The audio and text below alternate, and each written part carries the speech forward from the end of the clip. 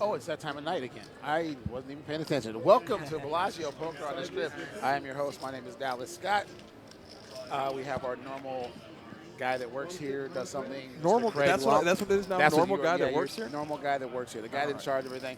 And of course, we have a special guest commentator tonight, Mr. Ryan LaPlante. How you doing, Ryan? Hey guys, thanks for having me on. I'm doing very well. It's nice to have some time off to relax after a big online grind in May. So we're going to join this game in progress. We'll talk about who's in the game already. But the seven Right deuce out of the, is right out of on. the bat.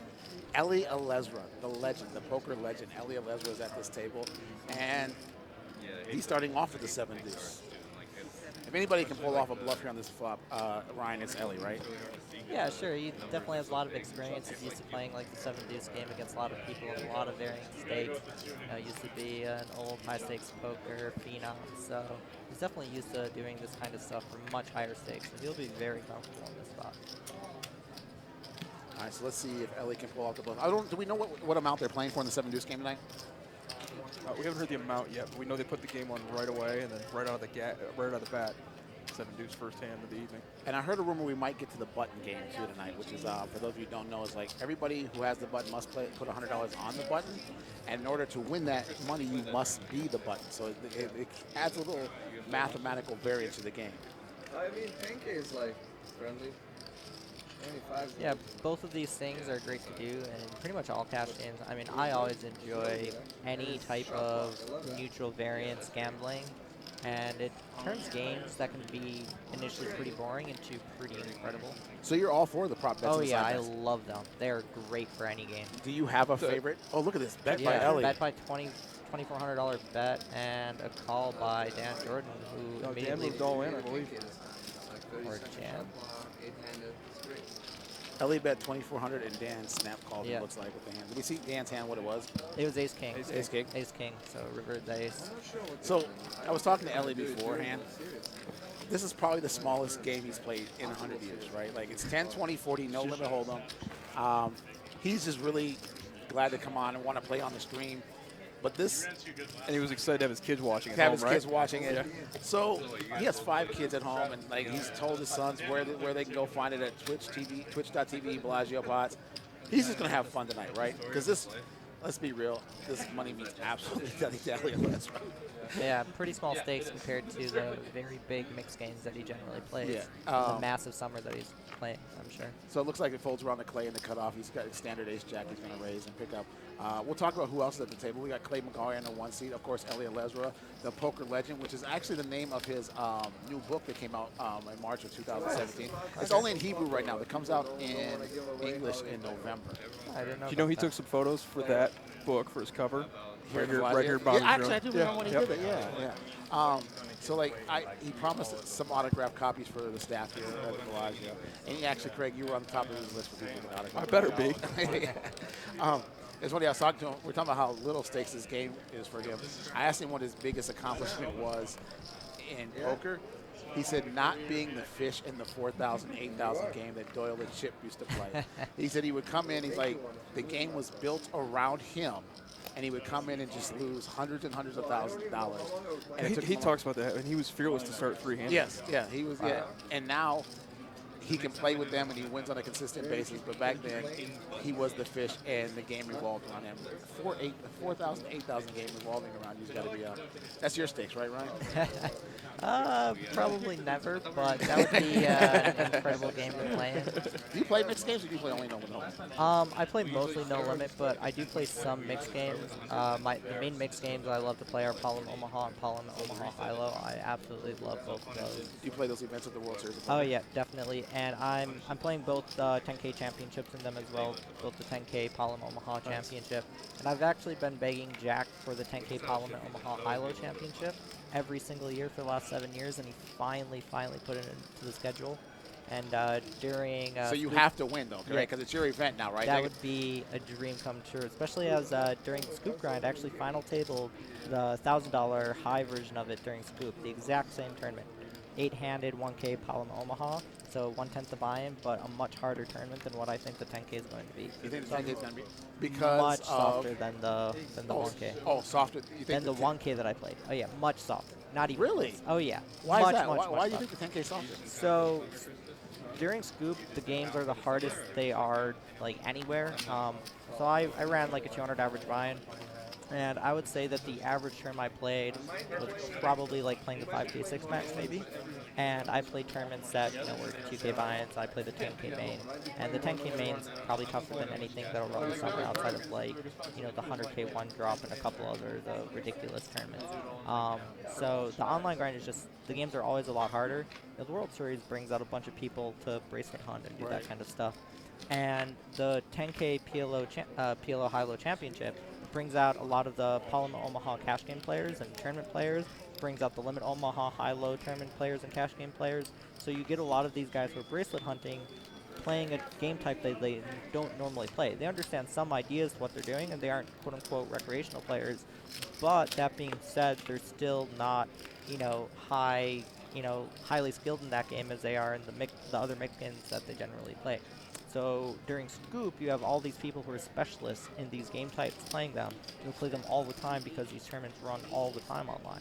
So that's why those games are a lot harder online. So I would say that the 10K is probably going to play pretty similar to how like the 109 version played during Scoop, or maybe like the 300 weekly that they have.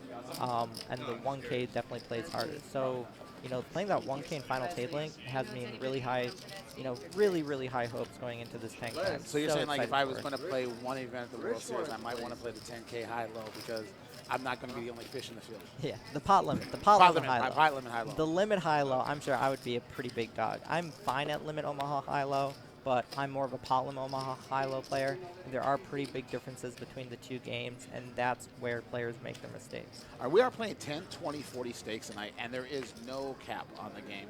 This was the big game we've been leading up to in our first season here.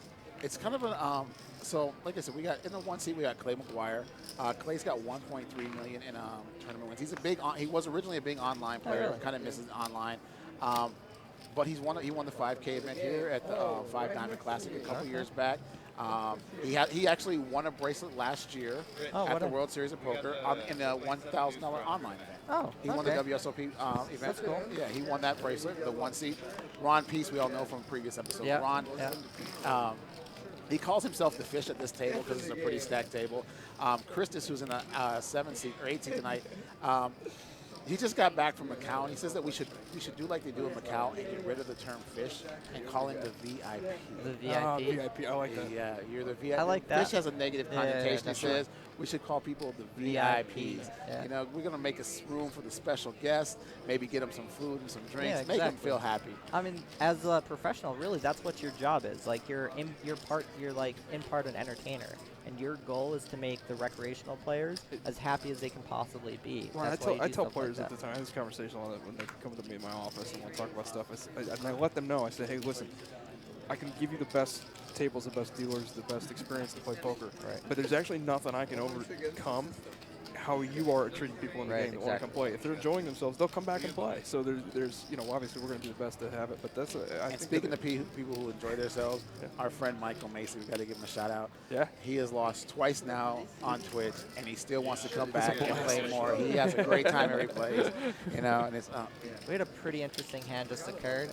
So Rich A 3-bets the King Queen O to $720 after an open to 150 from Ace 5 of Diamonds, and everyone folds. And I thought the $720 was kind of a funny bet considering they're playing the 7-deuce game. I actually kind of thought that he might occasionally have 7-deuce.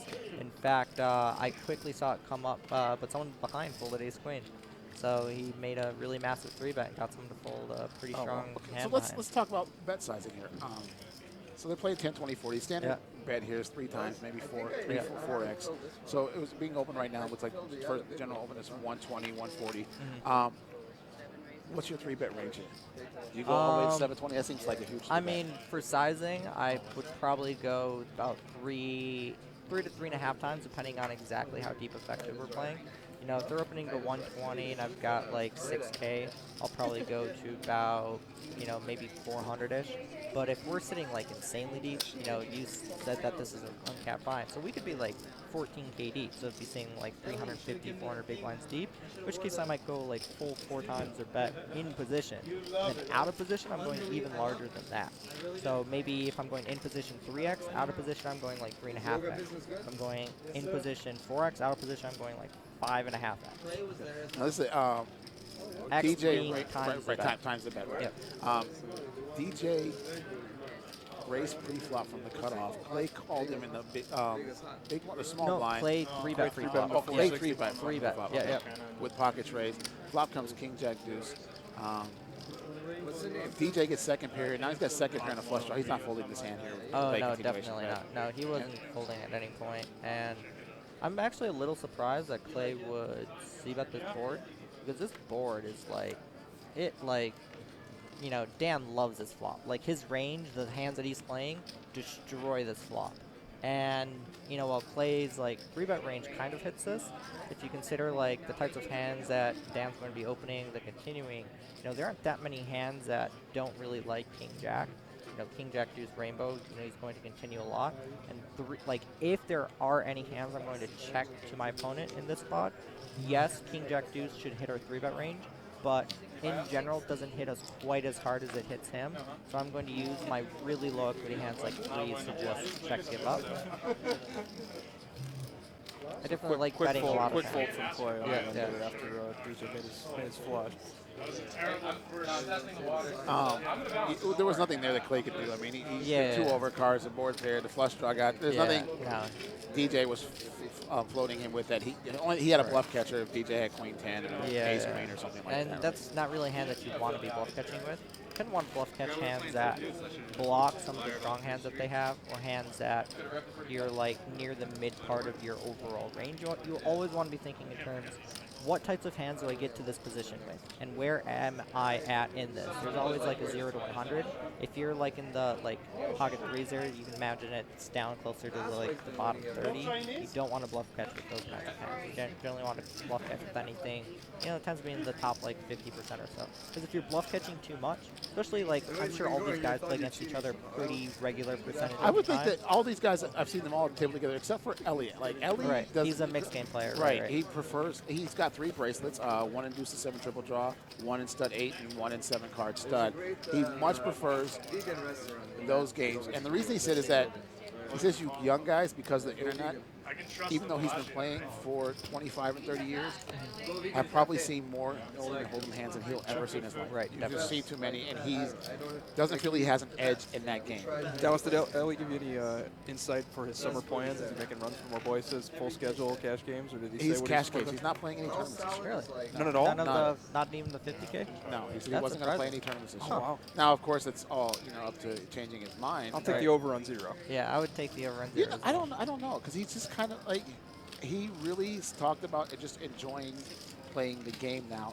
And when you're playing tournaments for that kind of money, that the enjoyment isn't really there anymore. You know, it's too much work, and he doesn't need to work. he does okay. I'm gonna put the line at 2.5 bracelet events for Eli this summer. And I know I'm gonna lose my man here because I lose every bet to him that I put on the board. You say that 2 events? 2.5. It's a good line, isn't it? It is a good line. Because we can all be coerced into playing one event, right? Right. It's like, Of course. so like, now, do you run bad in that event and just want revenge on the field? So you play, you know, the next event? You know what? But I didn't hear him say 0, so I'm going to say I'm taking no. your word. I'm going to say no. You're taking the under? I'll take Okay, the all right. I would take the under. WSOP, I'm going to take the For barbecue. No, I'll give you back one of your other meals. Yeah, The that's what I barbecue mean. is not on the plate. Oh, yeah, Okay, but okay. right. One of your other 12 meals you owe me. Yeah, exactly. Yeah. One of the other 12. I'm gonna reduce by 1. Right. Yeah. Cricket seems to be doing pretty bad in prop bets. Although I'm the worst. he and I are even. We're even. I got you in one, you got me I'm in even one. with nobody, Ryan. You're even with me. Okay. We can do some more though. Oh yeah, that's right. Oh, you lost donuts yeah. to us. I bought you guys That's donuts. right. That's right. Yeah. It's an inside joke, you know? Okay, Christus has inside jokes going on at the poker table tonight. Yeah, I mean, you have to hang out with us a little more, right? Round P on the button. Certainly going to be opening this King 7 suited. It's a monster on the button. So you have a lot of amateur players at home. They're watching this right now. They're going like, how can he raise with King 7 suited? I mean, King 7 suited, if you think about it, it's actually a pretty strong hand overall for the position that he's in. I mean, here he's getting pretty unlucky flopping an up-down straight draw and being a ridiculous dog here. He's only really has chop outs or running flush. So he isn't really really bad shape here, but if you think in general, like total number of hands that you just get dealt to on the button, King 7 suited's pretty high up in that. It's like a top, 25, 30% hand, and top 25%. Hey, that's very playable. If I get folded to on the button, even with 3 blinds behind, I see like a top 40% hand. I'm pretty happy. Top 50% hand, generally pretty happy. 60%, that's where you need like some special circumstances. The deuce 7, obviously that's the bottom. That's the bottom. But hey, in this game, but loving this the game, deuce 7. might be worth Yeah, something. exactly. Right. So, and I was talking to Ellie. So, people who know Ellie Lesra will tell you that he is one of the nicest guys in the world. Right? And I have to pronounce this right. He was part of the Golani Brigades in the Israeli army. Oh. He fought in the Lebanese war, and basically they are the equivalent to our Green Beret or SEALs. Yeah. Special forces for Yes. idea. Didn't know he was. Yeah, so like he was, he served his country. And there are things like he'll talk about in his book. He says his book is 70% life, 30% poker, which to me makes it a much more interesting read, right? Because we all get tired of reading about poker. Yeah. And he talks about some of the stories about being in war and how that changes you and how it evolves your character and stuff like that. I would have never guessed that from Ellie because he's one of the nicest guys I've ever met. He's always, taking pictures with people, shaking hands. He really could be a politician, most of the time. Yeah, there you go. Definitely good that he's a good ambassador for the game. I mean, it's not that surprising since a lot of those guys from the era that he came up and coming, with all the TV and that kind of stuff that he was on, that he would approach it with that matter. All right, so it looks like Ron's got an ace-8 of clubs, and Ron is in the cutoff, and Daniel's called him with pocket 10. 3-bet. 3-bet. Pocket 10 is a 380. Standard play here, right? Oh, Ron's yeah, raising with both. any ace here, and Daniel's 3-betting any pair, or is his range smaller than that? I mean, it really depends on the player, and it depends on, like, their history, that kind of stuff. I wouldn't expect, like, any pair, but I would expect, like, against a cutoff open, like, 9s plus type of stuff. Maybe some, like, really good offsuit, like king, queen off, king, jack off, a bunch of suited aces, that type of stuff. And I would be pretty surprised if Ronnie did anything but fold here. He doesn't have any backdoors. He just has a very high. Nothing to float with here. Yeah, Daniel's, being out of position in this spot, you want to connect to a decent degree or have, like, a very special type of opponent who will just, like, blindly, like, 3-bet you and blindly bet. And then you can start doing silly stuff. But I've definitely, I don't really play that much cash games, but I've definitely seen this guy around. If I recognize their face when they're cash game players, they must be, like, decent reg. So question on the stream there from Mookie88, is the game uncapped? Yes, it is uncapped. We're playing 10, 20, 40 Norman Hold'em. This was the big game we talked about ending our streams before the summer starts, rather. And so 10, 20, 40 Norman Hold'em, uncapped. That was the question out there from some of the viewers. So what's the min buy-in? Is it 2? Min buy-in was 2,000. Okay. I would assume everyone's in for 4 or higher. I think everybody's in for at least 5 from the information I have. Clay's in for like 15. Oh, Ron's waking up with aces here. Oh, that's a good hand to be dealt. Nice mid-hand range here. Mid position raise hand to be dealt, and no action. No, he's getting pretty unlucky. Yeah. He even gets late position, was just 3-bet before. So one of the things that you and I have talked about before, Ryan, is that the German players. Yep. Fedor, and we talked about how good those German players are. Yeah, they're insanely good. And how, because you and I had actually had a conversation about a YouTube video that I saw once about Fedor, where he just never lost a flip. Like, it was amazing that, like, he played an entire tournament, and he never lost a flip on the final table. Just one tournament? No, it's like 3 tournaments. Yeah, like, there's a whole YouTube video out there where, like, they show every hand he played, like, for 3 tournaments, And he and just never lost a flip. Yeah, the run that Fedor is on, like, he probably is the best currently. Have you played against him much? Yeah. I've actually known Fedor for a pretty long time. I've known him since about a year before he won the W Coupe main, year and a half before. He had a stable back then, and I was actually helping him coach the stable. And so I've known him since he was like 19, so way before any of this run started. And the run that he went on, the last, like, it's still ongoing technically, but even if he is the best, which he pretty much a lock is, he's ran like ridiculously, insanely, absurdly good. Like, he's probably running like a 400% ROI in games that, as the best player, he should be running like a 15%. Right, you talked about the fact because he actually backs a lot of the other German yeah, players. he's bought a lot of action in them and that kind of So, stuff. So like, he's done mind-blowingly good. And we've actually talked about the fact where he's actually played final tables against some of the guys that he's backed before, and he's taken them out of tournaments. Or, you know, I mean, there's nobody ever thought of any collusion or anything. Right, but, like, right. But you're saying that gives him this huge ROI advantage because. Yes and no. Not really if you really think about it, because when he's buying action in someone else, if, let's say he takes them out of the tournament, those chips going to him actually decreases his overall equity in the tournament, because chips being split up between stacks is going to be worth more than those chips in one stack, just through the nature of when you win all the chips in a tournament, you don't get all the money. Right. You get like 20% or 25%. Right. So each chip you gain in the future is always worth less. This is essentially what ICM, the independent chip model, essentially shows and proves and that kind of stuff. So for him, it's actually a really bad spot to really be in, busting someone. Ooh, we've got a pretty big hand here, nut flush draw against trips on the turn here. Eli having the king 9, having defended in the normal big blind. Bets 280 into a pot of, was it 710? 710. I'd be pretty surprised if Clay did anything but call here. He has 9 spades in his hand. I was going to say 9 of spades for action, but no, 9 of spades is in his hand. I would expect nothing's going to really occur here. Yeah, I mean, I would expect it to go check, bet. Ellie went all in. Yeah, Ellie was pretty short after the 7 deuce hand that he lost earlier. Apparently he hadn't topped up. And I would have been pretty surprised if Clay had. Yeah.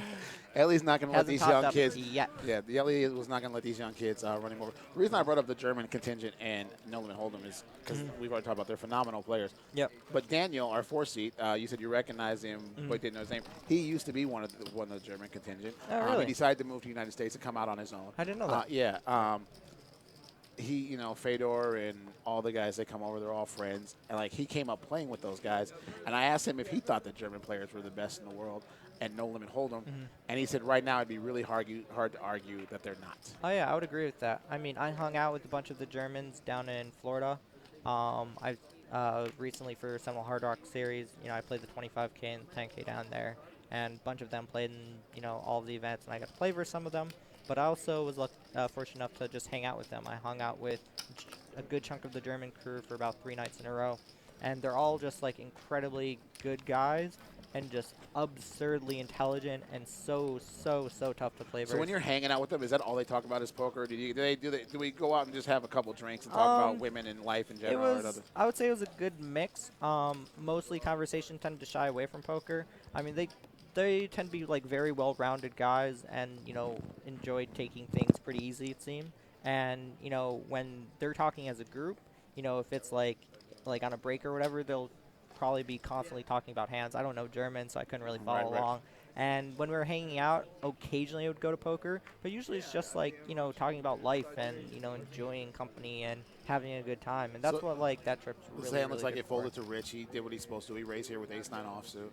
Suited. Back to the It is offsuit. 2 black Ron cards. is probably 3-betting or calling here, right, with this ace-7 of hearts? So it really depends. With only 1 blind behind, I expect him just to call. But if he was in the normal small blind of 10, I would expect him to lean towards 3-betting. Oh, this is a monster flop for both. Oh, my.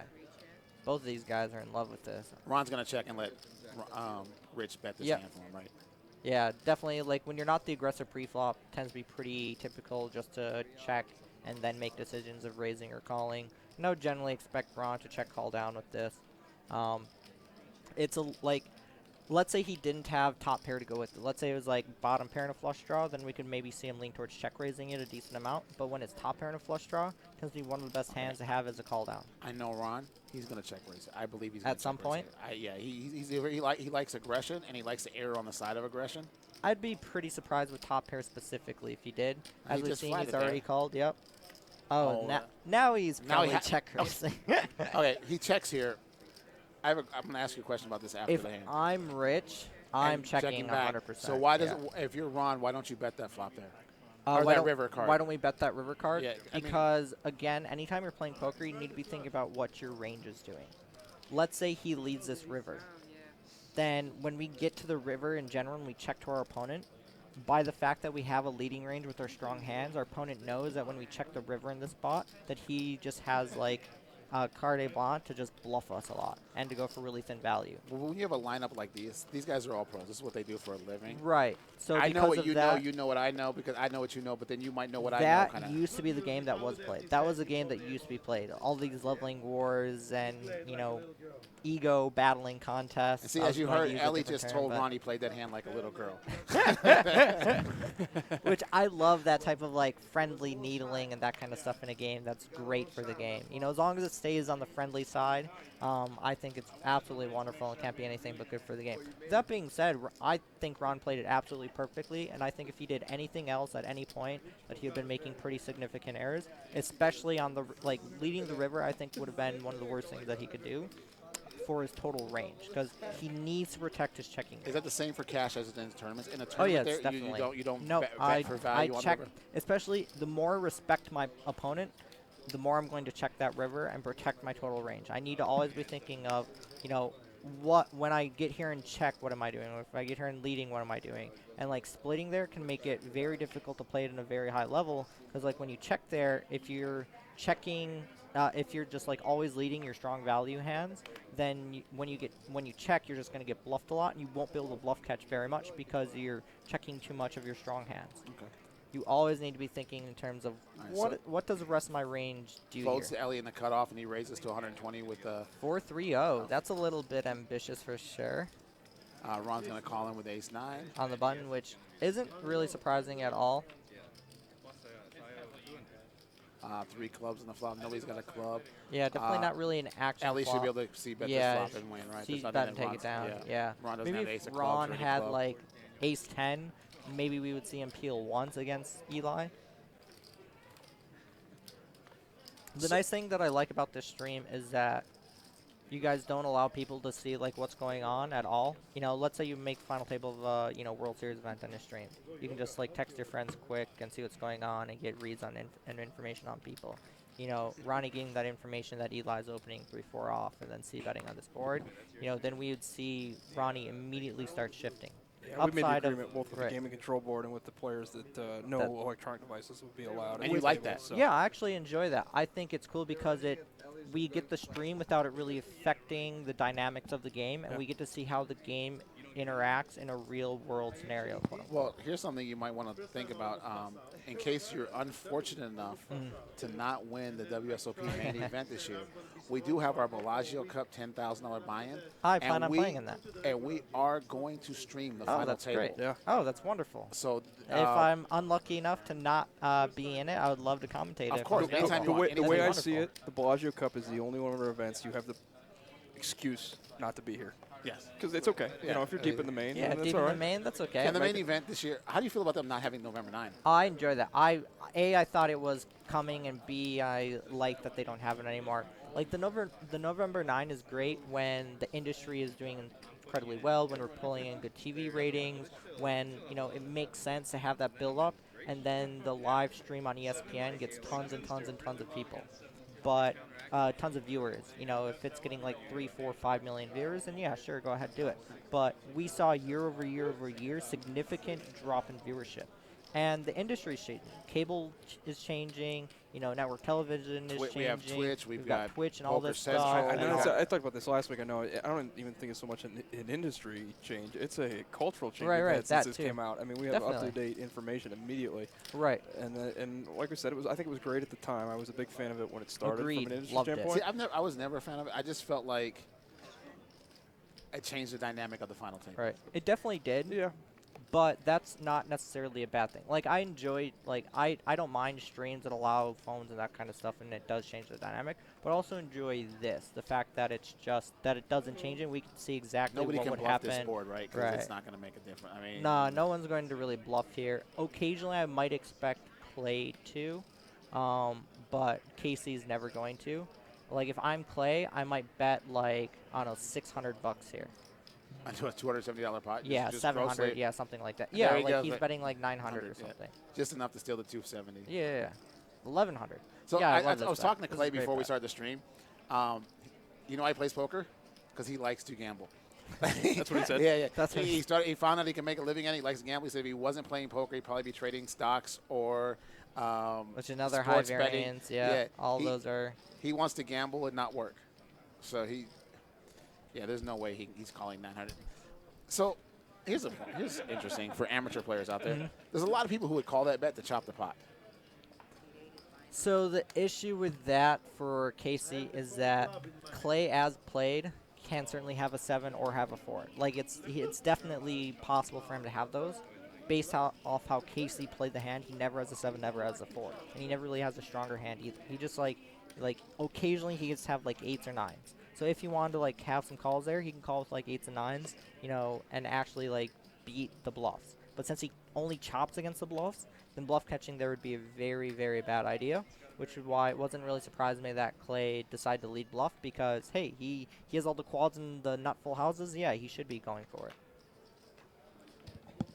And I think, like, these days that's what the game is more about. It's not really about, like, occasionally it's about, like, ego and battling and that kind of stuff, but it's more about thinking about what your total playing range looks like and how people are perceiving it, and then using that to battle with them. Here's a great hand now. Casey, fold to Casey in the cutoff. He raises to 120 with a jack 8, which is probably at his bottom of the range of that. Now, DJ's 3-bet to 380, and now Rich has woke up with a hand here in the blind.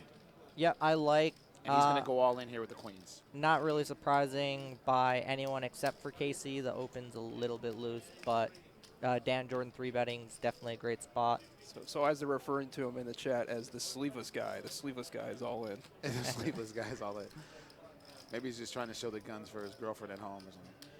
DJ's not calling here, right? Or does he think I mean. Someone says this, Ryan LaPlante. Yes, this is me. Yes, I am Dallas Guy, your host. Ryan LaPlante is our special guest commentator tonight. And, of course, Craig Lump, Director of Poker and Race and Sports Operations, is with us, as usual. Kind of a weird spot for Dan. I mean, it all depends on, like, what do you think Rick's jamming with. Like, and Rich isn't really playing that deep for this game, right? Right, he's very short. It's only 860 for him to call here. It's not, for a game of this size, 10, 20, 40, having $1,240 is like nothing. Really shallow. It's like 20 big blinds, essentially. Right. So because of that, you know, Dan's actually in a pretty awkward spot because Rich should, in general, be jamming. Like, if Rich saw, like, 6s, I would expect him to go all in with it. Also, he can have, like, do 7. Do 7. That's 16 combos. Do 7. Right, so that's 16 extra combos that Dan's doing well versus, and he's getting 2-1 on his money. So, like, if Rich is, like, a massive nit, yeah, he's supposed to fold it. But if Rich is, like, you know, kind of wild and crazy and aggro and that kind of stuff, then he probably has a call. I certainly wouldn't have mind if he had called. But again, it comes down to, like, how he you hear, like, Ron and them Ryan. discussing his range there, that Rich could have made that play with any hand there because in order to make that play, you have to represent a big hand. With Rich's effective stack being about, what was it, 1,300 there? Yeah. What number would, if DJ made it more coming in, would he have called with almost anything there? For sure with the king jack, I guess is my question. He made a little bit bigger. He certainly would have been forced to call. I mean, he was almost forced to call there. And if I was him, I'd probably slightly lean towards calling there. I'm getting 2-1 on my money, and he can have 7 deuce off. Okay, let's go. I thought he was calling. Yeah, so I kind of thought Ryan, he was too. Mookie88 asked, what's your WSOP schedule this year? I'm playing 50 unique events. Wow. 5-0. Yeah. Are you going to be tired? Last year at the very end, right before the main, that's when I started to get tired. But after I busted the main, I ran aces into kings and got sucked out on for infinite. I took 10 minutes to cool down, hopped in a little 1-for-1 drop, bubbled that. And after that, most people are just done with it. They want to go. I wanted to stay and play Venetian main and that kind of stuff, but had to leave town due to family obligations. At the end, you kind of had to play, right? Because for about 3 days, you had the record for most cashes in a single WSOP. Yeah, I did. And then somebody, do you remember who it was? Like we talked about. I don't remember the guy's name. He had a very long and He had a very long name that you had 12. He ended up with 13. Yeah. And you probably ended up playing a couple more events that you weren't planning on because you were trying to catch. Only one, the 5K 6 max. That was the tournament that I added into my schedule that I wasn't initially going to play. But everything else was stuff that I was initially planning on playing. So one of the things we talked about, and our normal co-host John Harden gives you a lot of credit for, to make 12 cashes It's unreal. It is. Yeah. Because It's unreal. you have to skip events, right? Because Yeah, I was skipping tournaments because I you're was making day days 2s and 3s, Yeah. so you can't play other events. So that makes it even harder. Yes, there are 56 events, but you can't play them all because you're making deep runs in other events. Exactly. I made a day 2 almost every single day. That's how my summer went. Wow. Literally almost every single day, I was in a day 2. Wow. It was Dallas can't absolutely even spell incredible. day 2. No, I can't. Like, wow. I can't spell day 2 in the It turbo was, events. yeah, Like, it was ridiculous. Wow. I mean, that summer was like how do you the keep dream come true. How do you keep your mental awareness and not be tired and keep yourself physically? People who play poker know that poker can be a mental grind. And Yeah, it can wear on certainly you. is. But I would think, and I've never played a schedule like that, but any stretch of imagination, I would think it's a lot easier to keep your mental acuity when you are running good versus when you're running bad. Then you're really going to have to start I mean, buckling it's down. a bit of both. I mean, last summer, because of all the day 2s, I was making essentially like I'd play, like, I'd be in day 2, I'd bust, I'd play the early event, occasionally day 2 that, otherwise I'd play the late event, then day 2 that. So like I averaged away from home like 15 hours a day, and yeah, that does get tiring. You know, you put in 15-hour work days for 50 days straight. Yeah, you're going to be tired, especially 30 days in you should be tired. But the thing is that for me live, it's so slow paced and so relaxing that I don't really get that tired or frustrated or anything like that. I just really love it. Oh, Clay's woke up with Yeah, Kings here. Kings in the small blind to 140. Not surprising. Ron Calls defensive- King. Yeah. Ron's supposed to $40 call with everyone. almost any king here, though, right? Yeah, Wouldn't he can it? call with a lot of hands. And this is actually a dangerous flop for both players because Ron flopped a gutter ball backward flush draw. Clay's kind of put in an awkward spot with the ace out there. You know, he's got the ace magnets and, you know, an ace comes out. Him betting 200. Ron's kind of put into an awkward spot having the gutter ball. There's some hands that he kind of beats on this board, but a lot of his checks and bets are going to be hands like kings and jacks and queens, so Ron probably views as like king as maybe being an out, 6 is almost certainly being an out. Then he can maybe bluff some rivers. You know, he can maybe like rep some 2 pairs, he can rep some straights, that kind of stuff. And by calling here, though, Clay has to be worried that he does have an ace. Oh, yeah, Probably definitely. because he Clay would has call to be there with very almost worried. any weak ace in that position, middle blind to essentially the straddle. So If Clay checks, which he did, I would expect Ron to bluff here a decent amount of the time, and looks like he is here. And he's probably going to try to go sizing that reps like, you know, a 1-pair type hand, like to like ace X, or maybe some like weak 2 pairs, you know, like 10-5 suited, like it looks like he 10-8. bet. How much did he bet here? Looked like 4, maybe 340. Bet Yeah, 340. Like I said, like, So you is know, this sizing that with reps. kings? Is this an auto call or an auto fold for Clay, or is it? I'm actually surprised that he folded that. He should certainly have some bluffs. And Ron showed, of course, the 7. He didn't show the key, you know, like.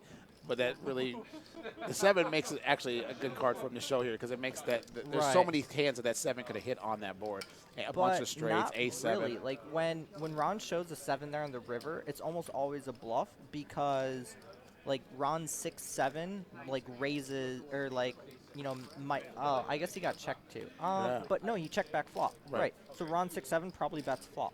So With the almost, straight draw, yeah, right, with the up down straight draw. So like he probably doesn't really have, you know, like a straight there ever.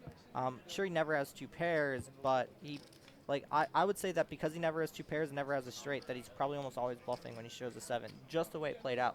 And personally, if I was Clay, I almost certainly call that river because when, again, like, the part of my range that would check flop there and gets the river in that matter, kings is probably the strongest hand I have that's not pocket 10s at river to set. Right. So if I have one of the strongest hands in my range, I'm just not folding. Like, almost ever, unless they're like a massive nit or it's a spot I don't think they're ever really going to be bluffing. So we talked about how well you ran last year at the WSOP. So Christos Androulis, who is everybody in Europe knows, Christos has been playing in Europe for a very, very long time. He's made numerous final tables on the EPT and all the European tours. He's on a $400,000 backswing this month online. Yeah, that's pretty brutal. That's mean, hard to do.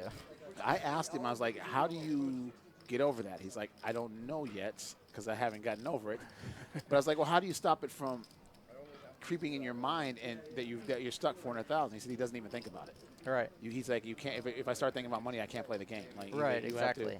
Do you find that the same way that if you have some times where you're like running not so well? Oh yeah, definitely. I mean, that's the nature of being a tournament player. Like when you play tournaments, you just don't run well normally. Like you aren't supposed to cash more than like 20% I was of the gonna say, time. I read an article once that said Like, 20% of the time was a great tournament. yeah, player. like 20% of the time means you're beating the games pretty hard and are doing pretty well and have a pretty big edge for the most part. There are some exceptions to that, but like for the most part, like if I'm especially online. If I'm running 20% cash rate online, I'm almost certainly pretty happy with it. Live, I tend to run higher because the games are better and so on and so forth. But even then, that means still 80% of the time I'm just losing money, and because I'm losing money 80% of the time, then when I do cash, like 95% of the time I cash doesn't make up for the previous, like it just makes up for the previous 2 bullets I fired or 3 bullets I fired, like 95% of the time. So first I need to cash, and then 95% of the time I'm not making up for most of my previous gains. That's why like playing lots of terms and getting lots of volume is so DJ's important. raised to with jacks to 120.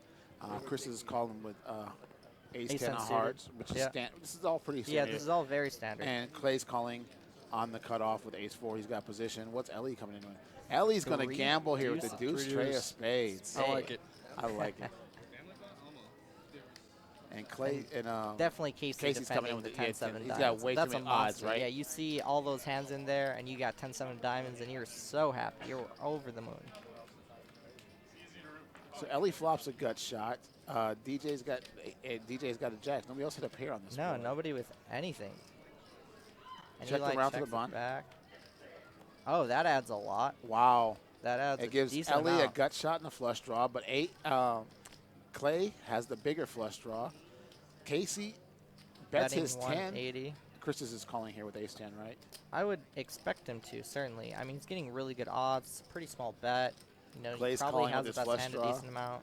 And At least Ellie's some amount. probably not folding a flush draw gut shot I'd be here pretty surprised. for $180. Yeah, into I'd be a pretty $1,200 pot. What's his I mean, he only has 820, so maybe he jams here.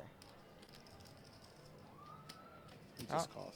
Just calls. Worst card for Ellie's any spade, right? Yeah, any spade, and Ellie is certainly going broke. That's the Oh, that's the nut card for Ellie. There we go. That's top tier. Wow.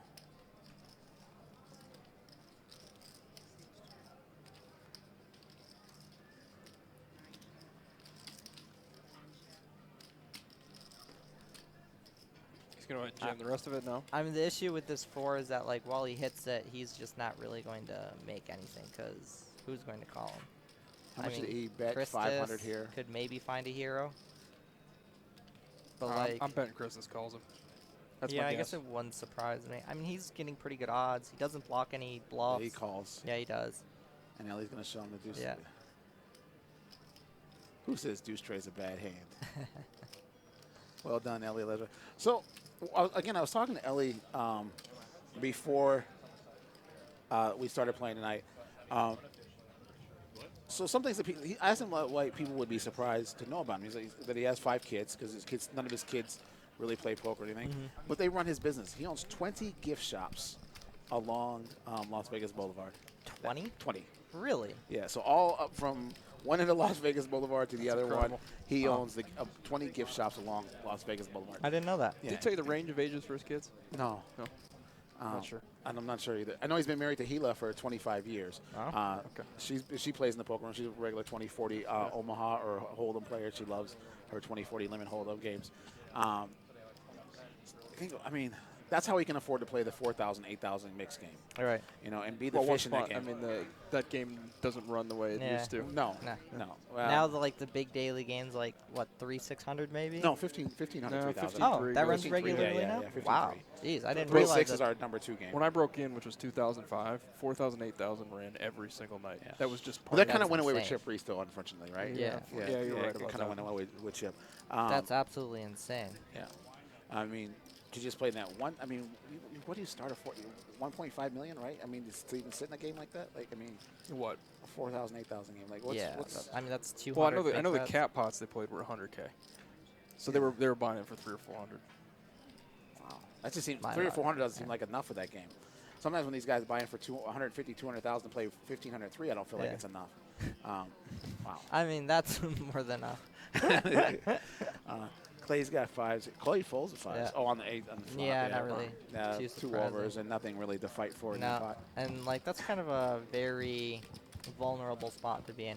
A lot of times, like a lot of pocket pairs, like post flop, they're like some of the worst hands that you can have in a lot of spots because like, let's say you have like a middling pair.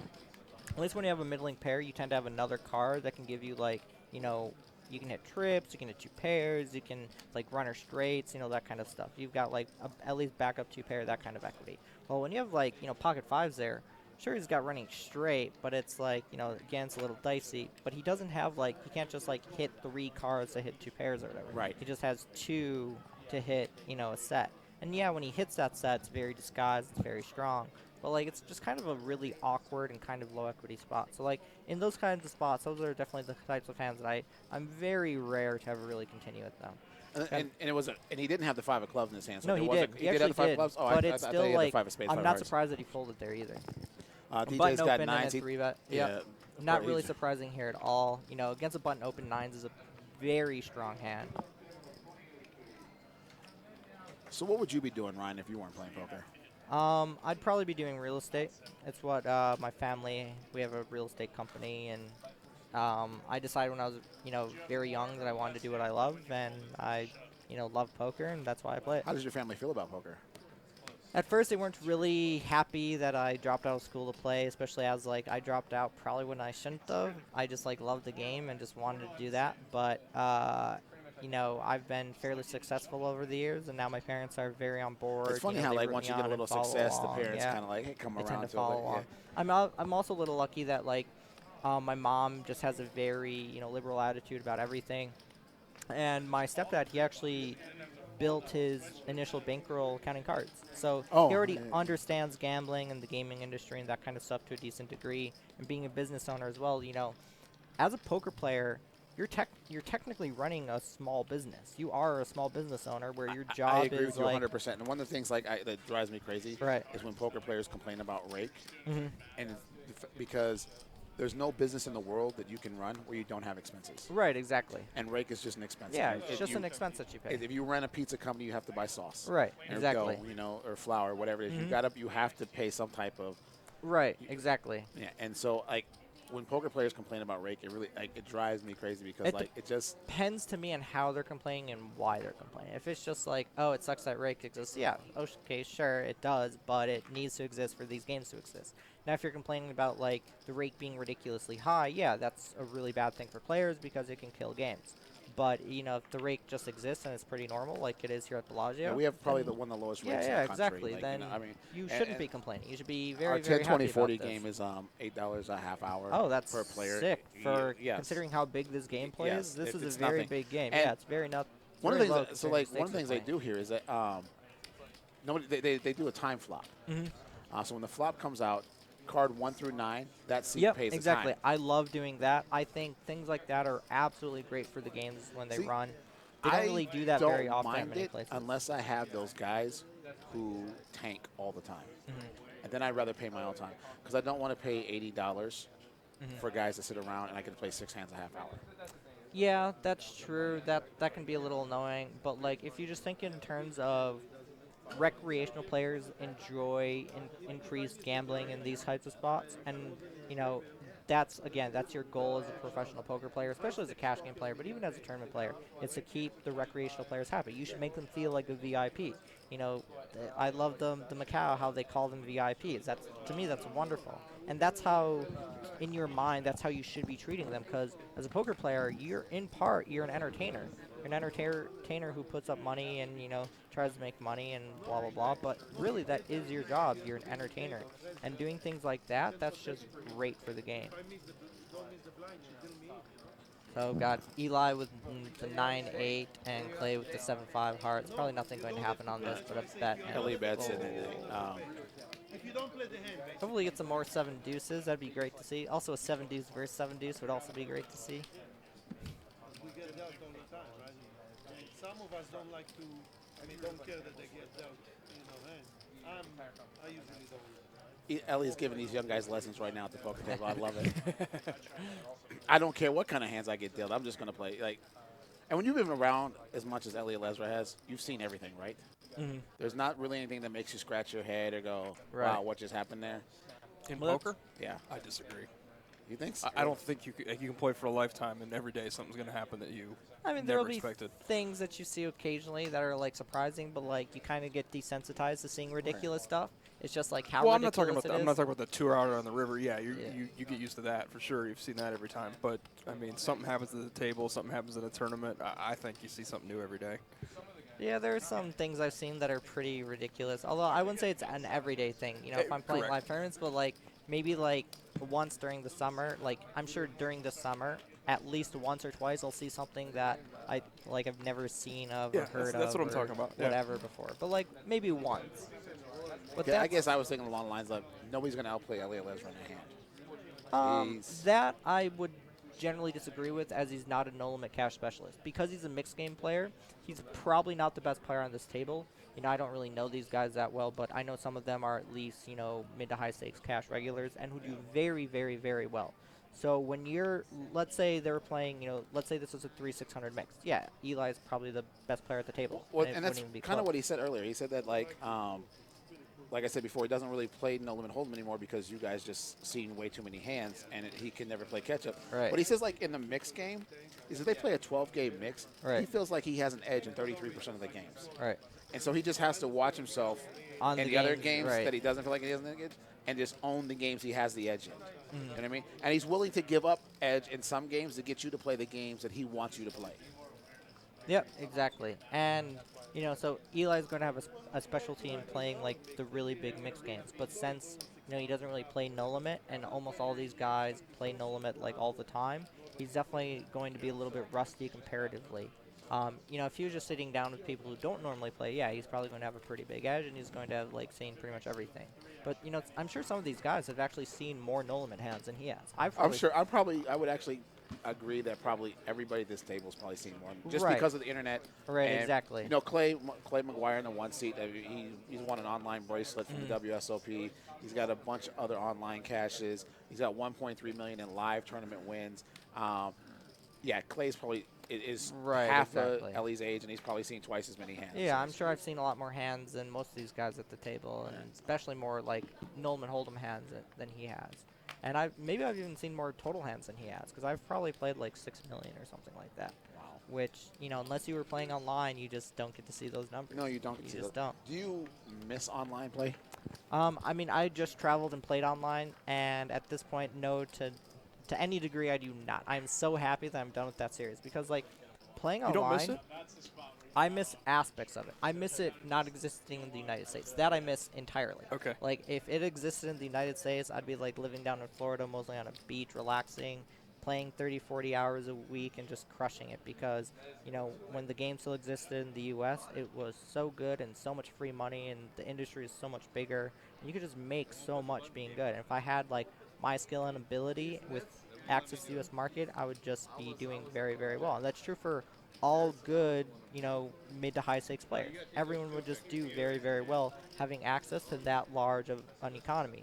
But since we don't, yeah, sure, it sucks. But in terms of, like, I currently in this exact second do not miss it at all, because I just played, you know, 2.5 weeks of high stakes online tournaments, playing the toughest games I'll play all year, and doing it playing 4,000 to 5,000 hands per day for 12 hours a day. That was exhausting and tiring. More and exhausting than playing the World Oh, Series. much more. It's not even close. The World Series of Poker is the best 7 weeks of the year for me. It's almost like, I would say it's like a 5-week vacation, and then it's like a week and a half where I'm actually starting to feel a little bit tired and drained, but not badly. Then I get 2 days off, then I play the main. So going into the main, I'm always like fresh and ready to battle and feeling great, no matter how the rest of my summer is gone. So I get that 2 days off to hang out and relax with people. One of the things that I prefer live games over internet, and because I like sitting across from people, I like watching people. Right. And Ellie said that these guys have seen a lot more hands than he has, and but he says the one place he for surely has an edge on these guys is reading and gut instinct. He's like, I don't care how many hands you've seen online, he feels like he has his gut instinct for playing all these years And and his we ability talked to about read players is better than any of these guys will get because you don't sit across Oh, the we table got from a people 7 on the line. deuce. Oh, I guess a OMG. king deuce. Yeah, and a king deuce call. 7 deuce open, king deuce call. Yeah. 7 deuce is not going to win this hand. No, either, though. 7 deuce is certainly not winning this. Ellie does not like to fold at all. He doesn't. Especially, again, this is a really low stake. It's funny we're saying that because 10, 20, 40 is a pretty big game. Yep. And Ellie is never. This game is too small for him. He doesn't. I mean, normally Ellie sits down in the game with 20, 30, 40, 50,000 in the table. He's probably got 6,000 or 7,000 in front of him. This game means he's just having a good time. And Ellie shows the deuce and laughs and has fun about it. That's great. You got to love when guys who've been around for a long time, like Ellie, just come in. They just have a good time playing. Right, exactly. It's definitely good. I mean, and like he certainly can in this game because it's not like he's playing a game that's like too big for his role or anything like that. This is a pretty small game for him, so he gets to like relax and have fun and do that kind of stuff. And it's like a lot more enjoyable to be able to do it. And that's why like I enjoy the World Series so much is because, or just like the summer grind in general, and just live grind in general, is because I get to relax and I get to have fun. I get to talk to people. I get to meet really interesting, like somebody's cool, and needling Ellie unique here. people. Yeah, so you're mentioning that Eli says that he's going to be really good at reading people, and that I 100% agree with. It wouldn't surprise me if he is the best at just picking up on, on like Live in tells. general like physical live tells and just like how he thinks about someone in a spot. We discussed that on a couple of the streams, Right. how certain players value or don't value that. Because and Doug it's different Polk thinks that they're overrated. Yeah, right? and then but I think we talked about. I think it was Nick Schulman came out on the podcast and said he does value that, and I think the players who do have that talent value Right. it because it is Right. important to their game. It gives some of the old school players who haven't caught up with us young kids. Ooh, this is a monster pot. We've got Clay with the ace-9 and Casey with the ace-6. Bet a 460 for Casey with the top 2 pair. I would be very shocked if anything but chips going in continues. And this king's pretty decent king for both of them.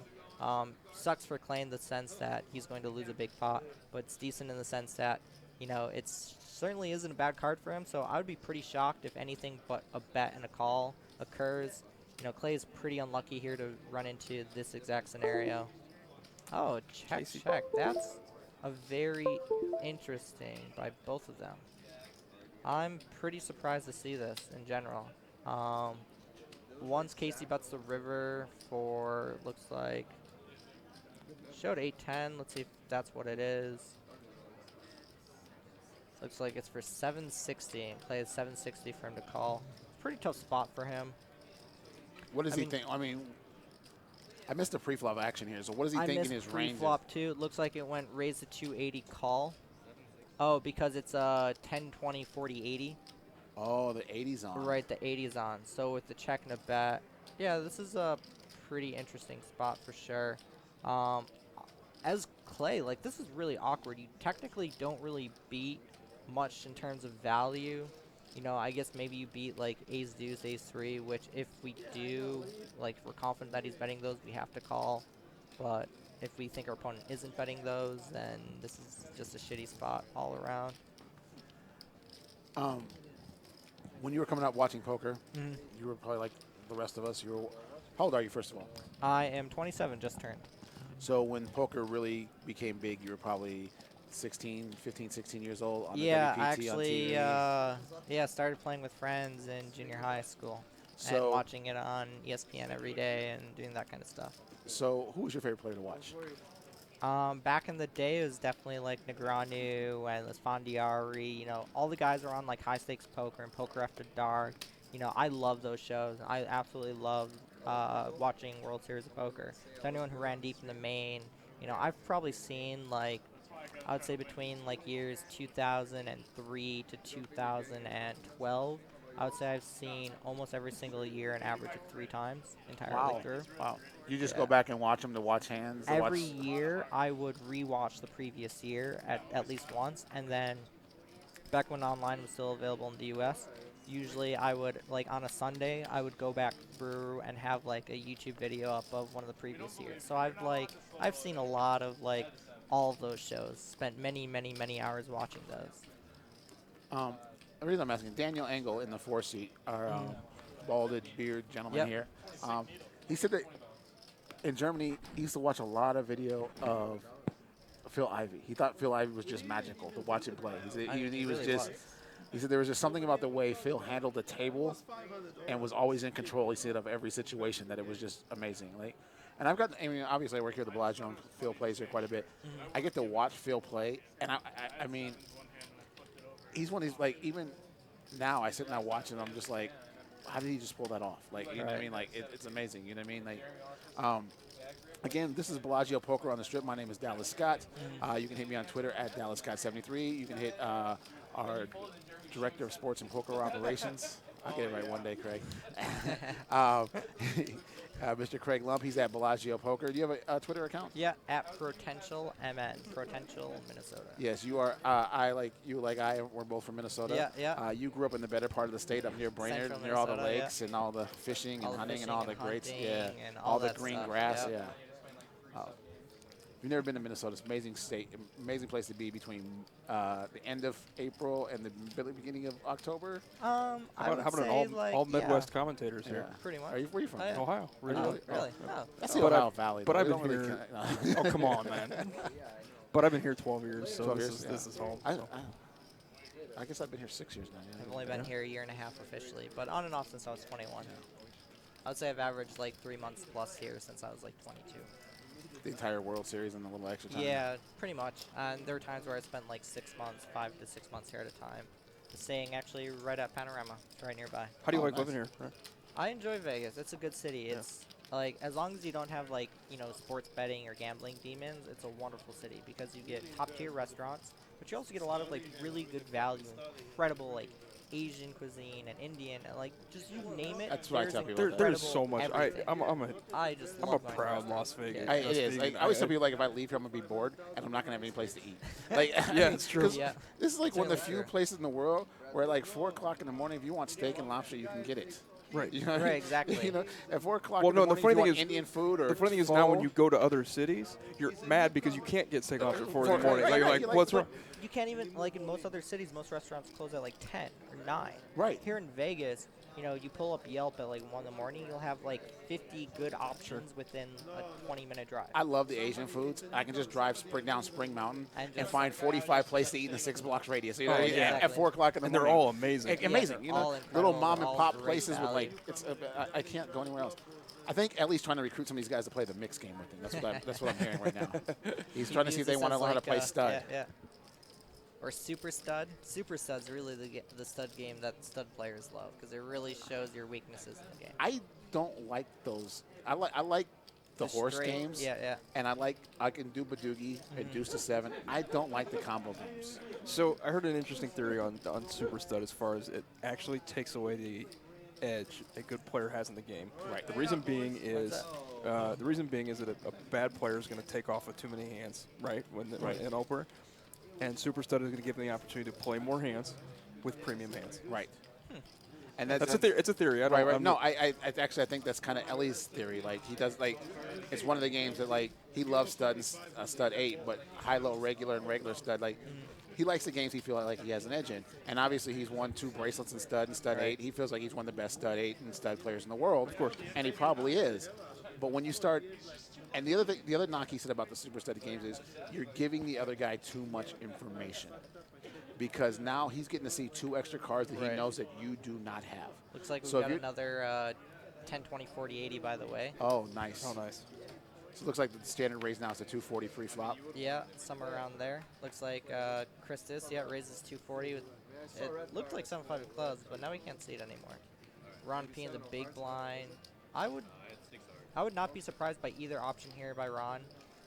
Having 2 people left back behind him, I would generally expect him to lean towards 3-betting most of what he plays, but he does have a hand that plays fine as a call here, and it looks like he's going with the 3-bet, which is not surprising to see it at all, and I do like that a lot. Looks like it's about About- 840, Right. 820-ish.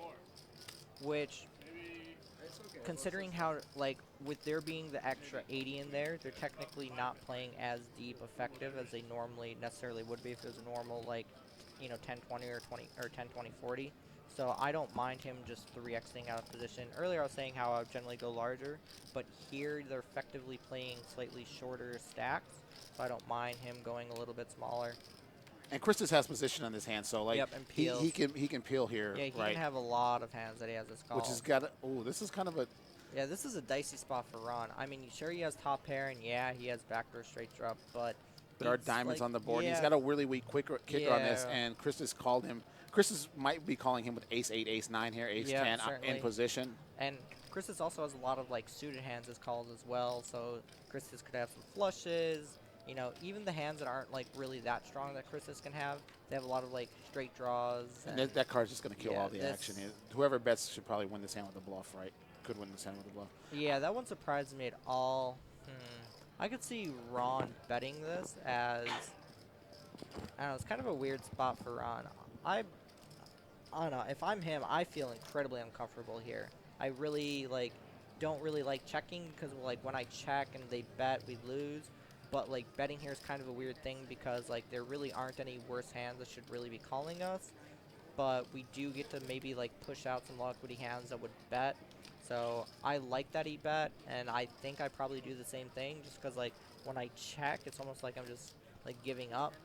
And it seems like an ace maybe should be just a bet, but it's kind of a weird spot.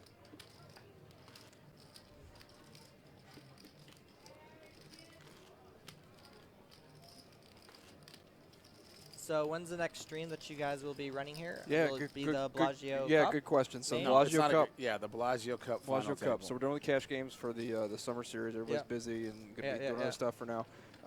July 13th through 18th, so that final table will be on the 18th. We'll be back. It'll give us a chance to put one of our biggest, our marquee events on the stream, which is exciting. We wanted to run these 5 before we made that announcement, but now I'm comfortable saying that we're going to do that. Yeah, so we're going to run the. That's great.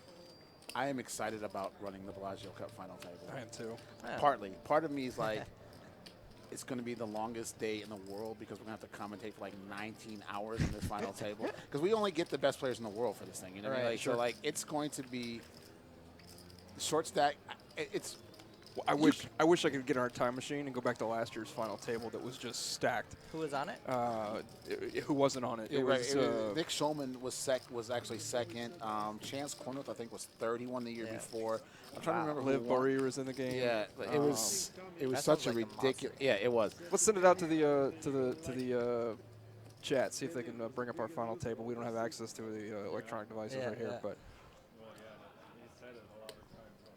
Ryan, you got a shout out from CN Poker Las Vegas. Love the thank analysis. you. He's Appreciate a it. big fan of the stream. As you guys can see, I get a little bit lost in some cash game spots. I really am more of a tournament player. I have been playing some live cash and just some cash in general lately. But generally when I do play cash, I've been leaning towards playing Palm Omaha. Ooh, we got my favorite little hand of the game, Pocket Rockets. Race at 220, so it's probably we're probably running 10, 20, 40, 80. Yeah, it looks like we are. Rich with the 80. Christus doesn't want to get crazy here with King Queen, right? Because he raises early position, and he knows that DJ's got to be strong to raise him from the blind there, right? Rebet. Yeah. I mean, it's not that he necessarily needs to be quote unquote strong. It's just that he's like his bluffs are all going to be like pretty strong bluffs for the commentators. Yeah. Well, I'm Ryan LaPlante. I'm a Luckbox mentor. I'm Dallas Scott. I am your host, the director of poker and racing sportsbook operations. Mr. Craig Lump is our also here. You can reach us at Twitter at Bellagio Poker. I am Dallas Scott 73, and Ryan, you are Potential MN. so that's potential, but with an R in there too. Yeah, potential. Okay. Potential, but Potential. Yeah. You do a lot of coaching. Yeah, I do tons and tons and tons and tons of coaching. In April, I coached about 45 hours. In March, I coached about 35 hours. February, around 30 to 40. May, All right, I'm not going to repeat it, coach but much. But P Fox, you're making me laugh up here, man. Not gonna repeat it. P Fox, that was funny, man. I am. How did you know? Like how? Like seriously? Like P Fox, you've seen my videos. I appreciate it. You're one of like 6 people, but I appreciate it. Thank you. Thank you. Thank you. Not gonna lie, I've always kind of No. thought that too. It's Yeah. oh, we got another Rockets here. Well, for- DJ's just walking into Yeah, aces here, back right? to back He it ran looks good on like. the first stream, didn't he? Had some Ronnie ran really good on the first. Ronnie ran yeah, good on the he first. made, I he think- made like. I think DJ booked a pretty good winner yeah. too. Was Ronnie on the day you played? Yeah, Ronnie was on the day I played. Yeah, he kind of put me into some spots. He was on my left, and it's really bad to have him on my left. See, Yeah. it's funny. Like, now you're a pro player. You play with everybody. I mean, you played all the big tournaments, and you have Ronnie Peace, who a lot of people like. We know Ronnie because Ronnie's a regular. I hate the term grinder. He's a regular Las Vegas pro player. And you're like, it's a bad spot to be in, having somebody like Ronnie on your left. Like, because, like, here's the thing. Like, well, yes, most live cash games tend to be, like, softer than online and blah, blah, blah. You know, the online games are just ridiculous. But Vegas, as a general thumb, tends to be one of the tougher places in the United States to play cash games. Just because Craig hates when we say that. He hates when we say that. It's true, though. It's true. Ellie's going to peel here, right? Yeah, yeah, he has to peel here. Right? He's behind, but he's actually Dan's checking to him, which, that's really cool because Ellie's definitely going to bet a lot when check two here, and we're shallow enough that we can just like check jam. So it wouldn't surprise me if Dan just puts in all the money or calls. Yeah, looks like he's calling. Hopefully, hoping that Ellie decides to put in another bet. King could go either way for him. Dallas, I want to know why you hate the word grinder. I think it's just, I feel it's kind of like fish. I feel like it has a negative connotation to it. That's all. I just feel like it's the negative connotation to the pro. Yeah. I feel like, you know what I mean? Like, did you prefer our other co-host who's not here tonight, John Harden's term as prolific fixture in a room? Yes, that's a much better term. I also I kind of really don't like the term pro poker player either because like I feel like you have guys like, did Ron check right? No, it was checked here. It was check. DJ check flop, Ellie bet, DJ call. check, and check called, and now Ellie's deciding turn, which I could see Ellie do either option here. I mean, the king should technically be a good card for him. He's going to check back. But he's going to check it back, take the free card, try to get there.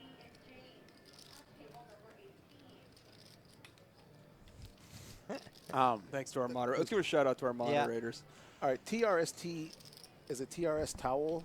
TRS. They got a great question, Ryan. They said, did you start with 1 and 2 and grind your way up, or did you start with a backer in? So I started like playing free rolls and stuff online and building up through like super micro stakes, and then after that getting back. Looks like Dan's going to bet about 2,000, 2,400, 2,400 here. Ellie's probably giving up on this hand, right? He is no. I mean, Ellie is really sticky in spots, but I mean, when Dan like check calls and then bets this river, like what bluffs does he have? Right. Even if he thought he was folding with a hand like king, queen, or ace, queen, he got there on the turn. Yeah, like everything kind of gets there. So I'd be pretty surprised if Ellie puts. DJ would have played a set here the same way, right? Yeah, he could play some sets like this. You know, he has aces here. I'd be fairly surprised if he called. But Ellie is very sticky in cash games. So. What do you mean by sticky? He likes to play a lot of hands, and he likes to see flops, and likes to see turns, and likes to get cards flipped up. Doesn't like to be bluffed. You know, at least from what I've seen in this, and from what I've seen in other games that he's played. This is kind of a. I'm trying to think of a political way to play this, especially in a game like this. This is such a low stakes game for Ellie. Right. That this calling off $2,300 here is not like you or me calling off $2,300 to our essential stacks, right? Right, exactly. So that's why I said if he did call, it wouldn't surprise me that much. But I think that he should come to the conclusion that he doesn't beat and that much. Fold, yeah, right? and he folds. So even though this is and do you think part of this might have been just Ellie wanting to see something else from DJ? Yeah, like he thought he knew he was beat, but he just wanted to see, like, maybe he just wanted to read because he says that he believes he can read people better than anybody else. He just maybe he was waiting to pick up something for later on or something like that in a spot like that. Yeah, maybe he's like trying to pick up a tell of some kind, or you know. And here's the other thing: like when you're playing live poker, you get a lot of time. Make use of it. Right. Why? Like you shouldn't necessarily always act insanely quickly. I'm not saying you should play slow and slow down the game, but I'm just saying like. When you're put into a spot, even if you know that in general you're folding in this spot on the river, like if you have showdown, you should maybe consider calling. Actually consider your options. Let's say in general in a spot, you almost always call. So Ryan, that brings up a good topic here. What's your thoughts on the shot clock and moving in that direction? I love it. I think it's great. I mean, here's the thing. Like, Did you play our shot clock event this summer? Or December, rather? Once I wanted to, but couldn't because I was still in the PLO. Okay. Or That's a something good reason. like that. Yeah, Yeah. That's fair. So- fair It excuse. was a Yeah. decent. I love the shot clocks. Oh, yeah, I think it's great. I think poker has to go that way. I'm not necessarily in agreement. I just think that first what needs to occur is what is occurring. People just need to be more comfortable with, calling the clock on each other, not having it be something that's socially unacceptable, which it is. That's what it's turned It's into. becoming that way. Yep. What do you think about the new rule at And the WSOP? the new rule, I think it's wonderful because. So here's the thing that everyone dislikes about tournaments. Well, let's, for those of you who don't know, the WSOP has changed the rule. First of all, it used to be that you had to have adequate time, which was considered about 2 minutes to make a decision in a hand before somebody could call a clock on you. Now they've gotten to the point where anytime anybody feels like the person's just taking too much time, maybe on a consistent basis, they're doing something, then they can call the clock at any point in time. In fact, a player doesn't have to call the clock. If a floor person is standing by watching the game, they have the right to just issue a clock. And I think that's great for some instances where, like, when you're facing a small bet into a big pot. And someone's taking like 4 minutes on it or something. Right. I mean, especially when the bet isn't essential to your stack size in a tournament.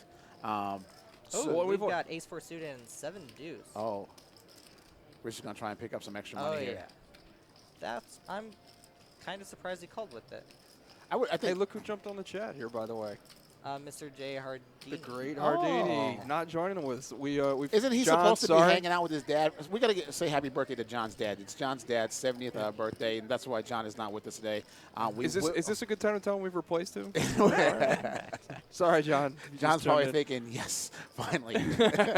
Christus now 3-bets to 480. Wow, this is a very, very interesting hand.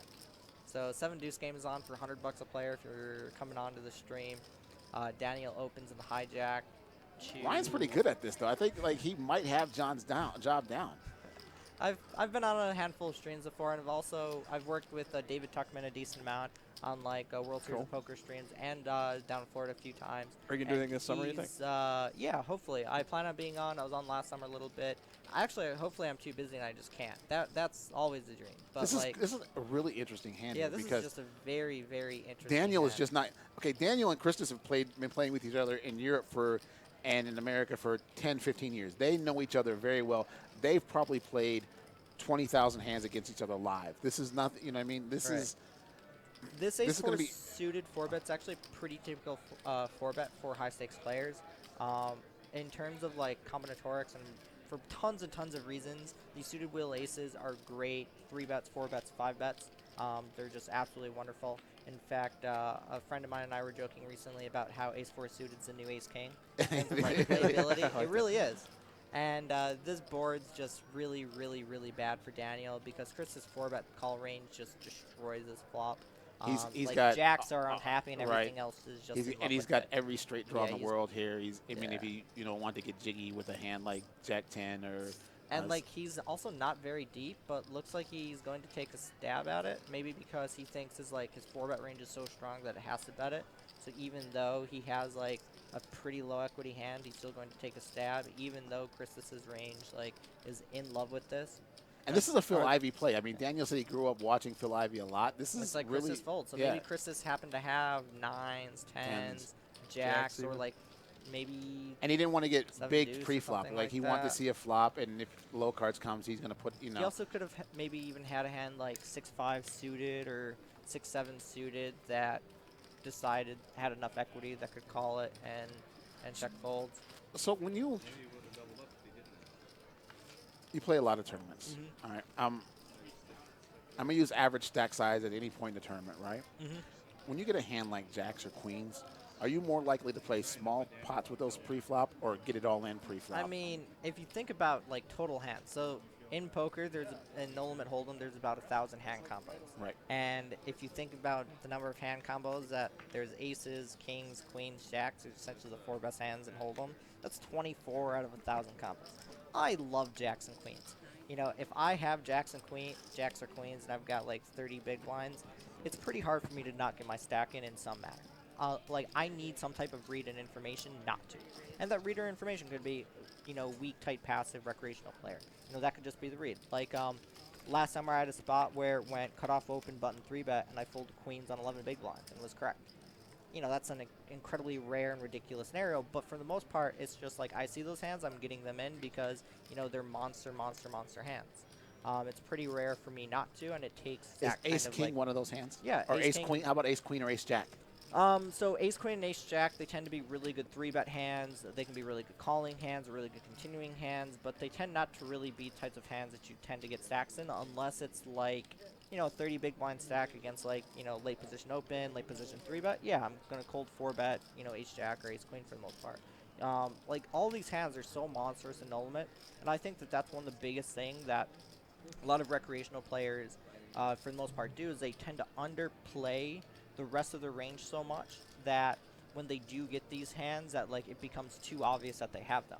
But, you know, if you're playing a decent number of hands and you're playing them, you know, aggressively enough in spots as you should be, then queens, jacks, and kings and aces tend to turn into ridiculous monster hands. So ace jack, to me, is it's one of the hands I struggle the most with playing poker. I've tried to 3-bet with it pre-flop and just take down a pot. I don't like playing it after the flop because I just always, unless I just know my opponent, I feel like it's a hand that gets you in a lot of really bad spots. Yeah, it does. And that's something in poker that you just have to be comfortable with, is being put in these bad and awkward situations and playing them very well. Like, look at the spot that Daniel played against Christus. You know, he actually had a really bad awkward spot with that king queen 8 flop. I feel insanely uncomfortable there, and him like betting it small and taking it down shows his skill and ability and expertise. That like he had pretty good ideas how he was supposed to continue, why he was supposed to continue, and I understand why he did. I liked his bet. I understand afterwards why he chose that sizing and everything. But I, in the moment, would have been incredibly uncomfortable and unhappy with this spot. And maybe I wouldn't have bet it. And, like, that could be the difference, is that in the game, in the moment, because I'm not much of a cash game player, not used to these types of situations, that I just don't really know exactly how to play in that spot. And that's where, like, experience comes in. This is where studying comes in. And, you know, really working on your game in these spots come in, is you get put into these spots over and over and over and over. And I've been put into these awkward ace-jack spots over and over and over and over in tournaments where when I'm at a various stack size, I know how I'm going to be playing it and why. You know, when I'm going to be 3-betting, when I'm going to be 4-betting, why I'm going to be doing it in these spots. Ace-jack, offsuit, generally plays really good as like a 3-bet bluff / semi-bluff, and can play very well as a 4-bet bluff. Ace-jack suited tends to play decently well as an occasional 3-bet for value, Here we go. or turns more into a call. Jack Christus 10 flopped the getting nuts. the absolute nuts, the coconuts. That's out, and that's it. Yeah, Daniel he obviously didn't have ace king or queen yeah. there to float that hand with. So it really just depends on like the exact scenario, and that's why like a lot of poker situations, it's not like something's concrete. Like the only concrete thing really is don't fold aces pre-flop unless you're playing a very rare satellite scenario. Like everything else in poker is just like, you know, there's always, it depends. Like, what is this exact situation? Like, yes, people go broke with ace-queen a lot. It's because ace-queen is still a fairly strong value hand, but when you run into stronger value hands, you lose a lot. Ace-jack can be a fairly awkward spot to get put into because it's one of those medium strength value hands that you get put into a lot of awkward spots in. And that's really the difference between, like, okay players and decent players and great players, is how well they play in these types of semi-awkward situations. All right, we're out with another hardened fact for our other co-host who's not with us today. The world water speed record was set at 318 miles per hour in 1978 by Ken Warby. Every single person who has attempted to break this since has perished. So there's your hardened fact for our John Harden. Who's the commentator who keeps talking?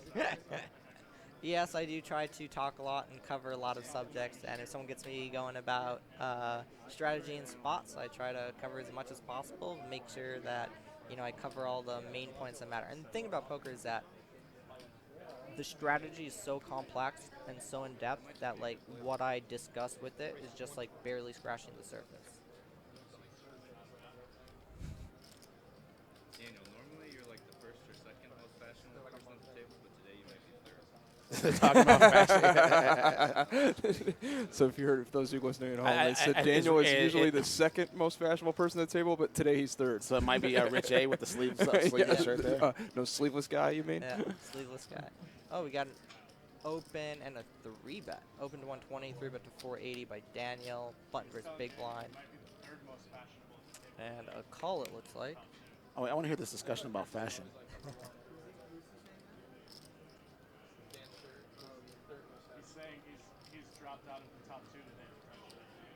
Yeah, they've officially dropped him out of the top 2 most fashionable guys at the table, apparently.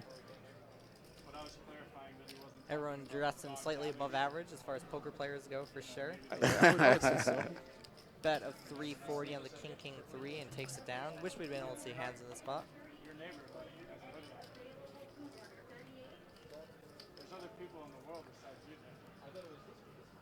Nice shot of the room. We got some stuff going on tomorrow, Dallas. Yeah, Want to tell the fans what's coming tomorrow morning? I can't believe that we've gone all this time and we haven't even talked about it. We've been on here for like an hour and a half, and you see these beautiful new red chairs that the players are sitting in? I do. I know you see it because you spent like $2 billion to get the whole brand new chairs for the entire room. And lost 2 years off my life. I was gonna say this is like took almost as much time to get those chairs as did to get this Twitch partnership going. Like we got brand new chairs, like not just refelted in chairs, brand spanking new chairs. Yes. They come in. What time? About 4 a.m. in the morning. We'll get them. We had to beg 8:30 in the morning. 8:30. We had to beg for these 8 for tonight. We got brand new chairs ready for the summer. These are. Nice. When you get a chance, Ryan, after stream, go sit in one. They had some of the most comfortable chairs you've ever sat in a poker room. Probably better than the chair I'm sitting in right now, that's for sure. For those listening at home, I would love to pretend we're not way overdue, but we are. But finally, we're going to have the room complete and looking the way it's supposed to, the way the Bellagio poker room should. And that's saying a lot more than what the World Series has. Have you seen those chairs? Oh my, they are just the nut low. So having actual real chairs, it's such a delight as a player. Cool. So the room's going to be looking. So those of you coming out for Memorial Day weekend. And then here for the rest of the summer, finally we're going to have brand new chairs for all the players. 8:30 tomorrow. I know that some of the staff had bets going on the over/under when they still have to show up at 8:30. Just because you say 8:30 doesn't mean they'll be here at 8. As much power as you have, just because you say 8:30. I understand that, but I think the bet's complete, being that we have 8 of them already here. Oh, so then whoever bet for the over is lost because they're already here. It's up for debate. What do you think? I mean, we have them. We've proven that on the screen. Right, they're here. They exist. Yeah. A lot of the players had bets on this too because they've been waiting for this chairs. So the chairs are in for everybody coming to Bellagio. These are going to seriously. These are some of the most comfortable chairs you've ever sat in. I'm Drax. I'm on the chat here. I'm Drax. I'm gonna agree with you. So we're happy to announce we've got some brand new chairs for you guys. I mean, saying the chairs are the worst, I mean, you have to go to the Rio before you say that and sit in those for 12 hours and do that every single day. In all fairness, though, we did have some banquet chairs in here that were pretty.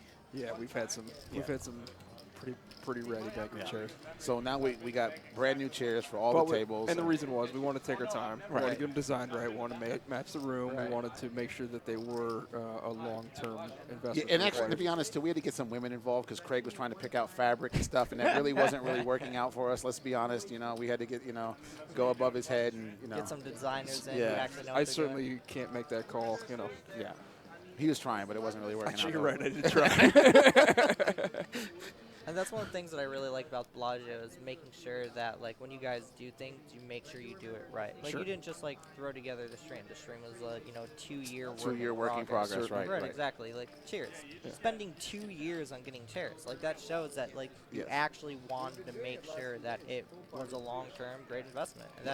And players really appreciate that kind of stuff. Yeah, like, sure, we had a lot of tests. We had a lot of test chairs out there. Giving them to players and try this out. Tell me what you think. I also want to give a shout out to Mike Rodinsky, who's actually playing in Bobby's room right now. But Mike won our 10K mixed game tournament on Monday, and then he took 3rd place yesterday in the 15K mixed tournament.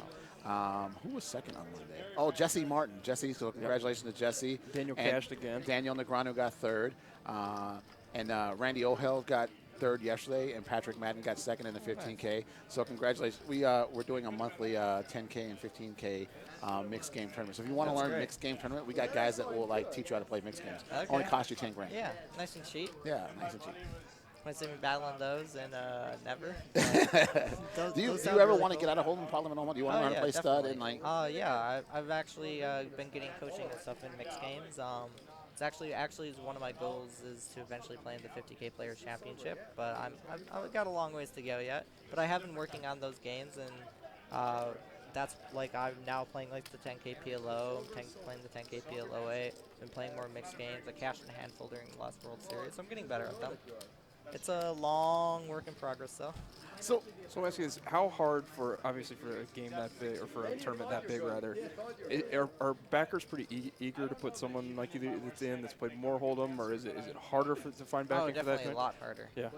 Like much harder to get backing for any mixed games that aren't like really low stakes, unless they know that you've been working on them. Yeah. Know you're getting coaching and then know you're studying them and working hard on them. Looks like there was a limp 3-bet with pocket Ellie kings flop. against pocket 8s. what was the flop there? Was I there an 8 on the couldn't flop see it. also? I saw Ellie flop the set of kings. Oh, wow. Oh, wow. Okay, that's, Here we go. Yeah, Now we're back goodbye. to Bellagio poker, set over set. Goodbye. Check both of them. Wow. And the jack at the space here is going to kill a lot of action here, right? Probably not. No, I'd still expect a lot of money to get in. I mean, DJ certainly, or Dan here certainly should have a bet. Or, oh, looks like the graphics are on. Looks like Ellie hasn't acted yet. And he's betting, and, you know, 8s is certainly never folding at this point. They have a pretty happy call. And then River's really just going to dictate whether or not that last 1470 gets in.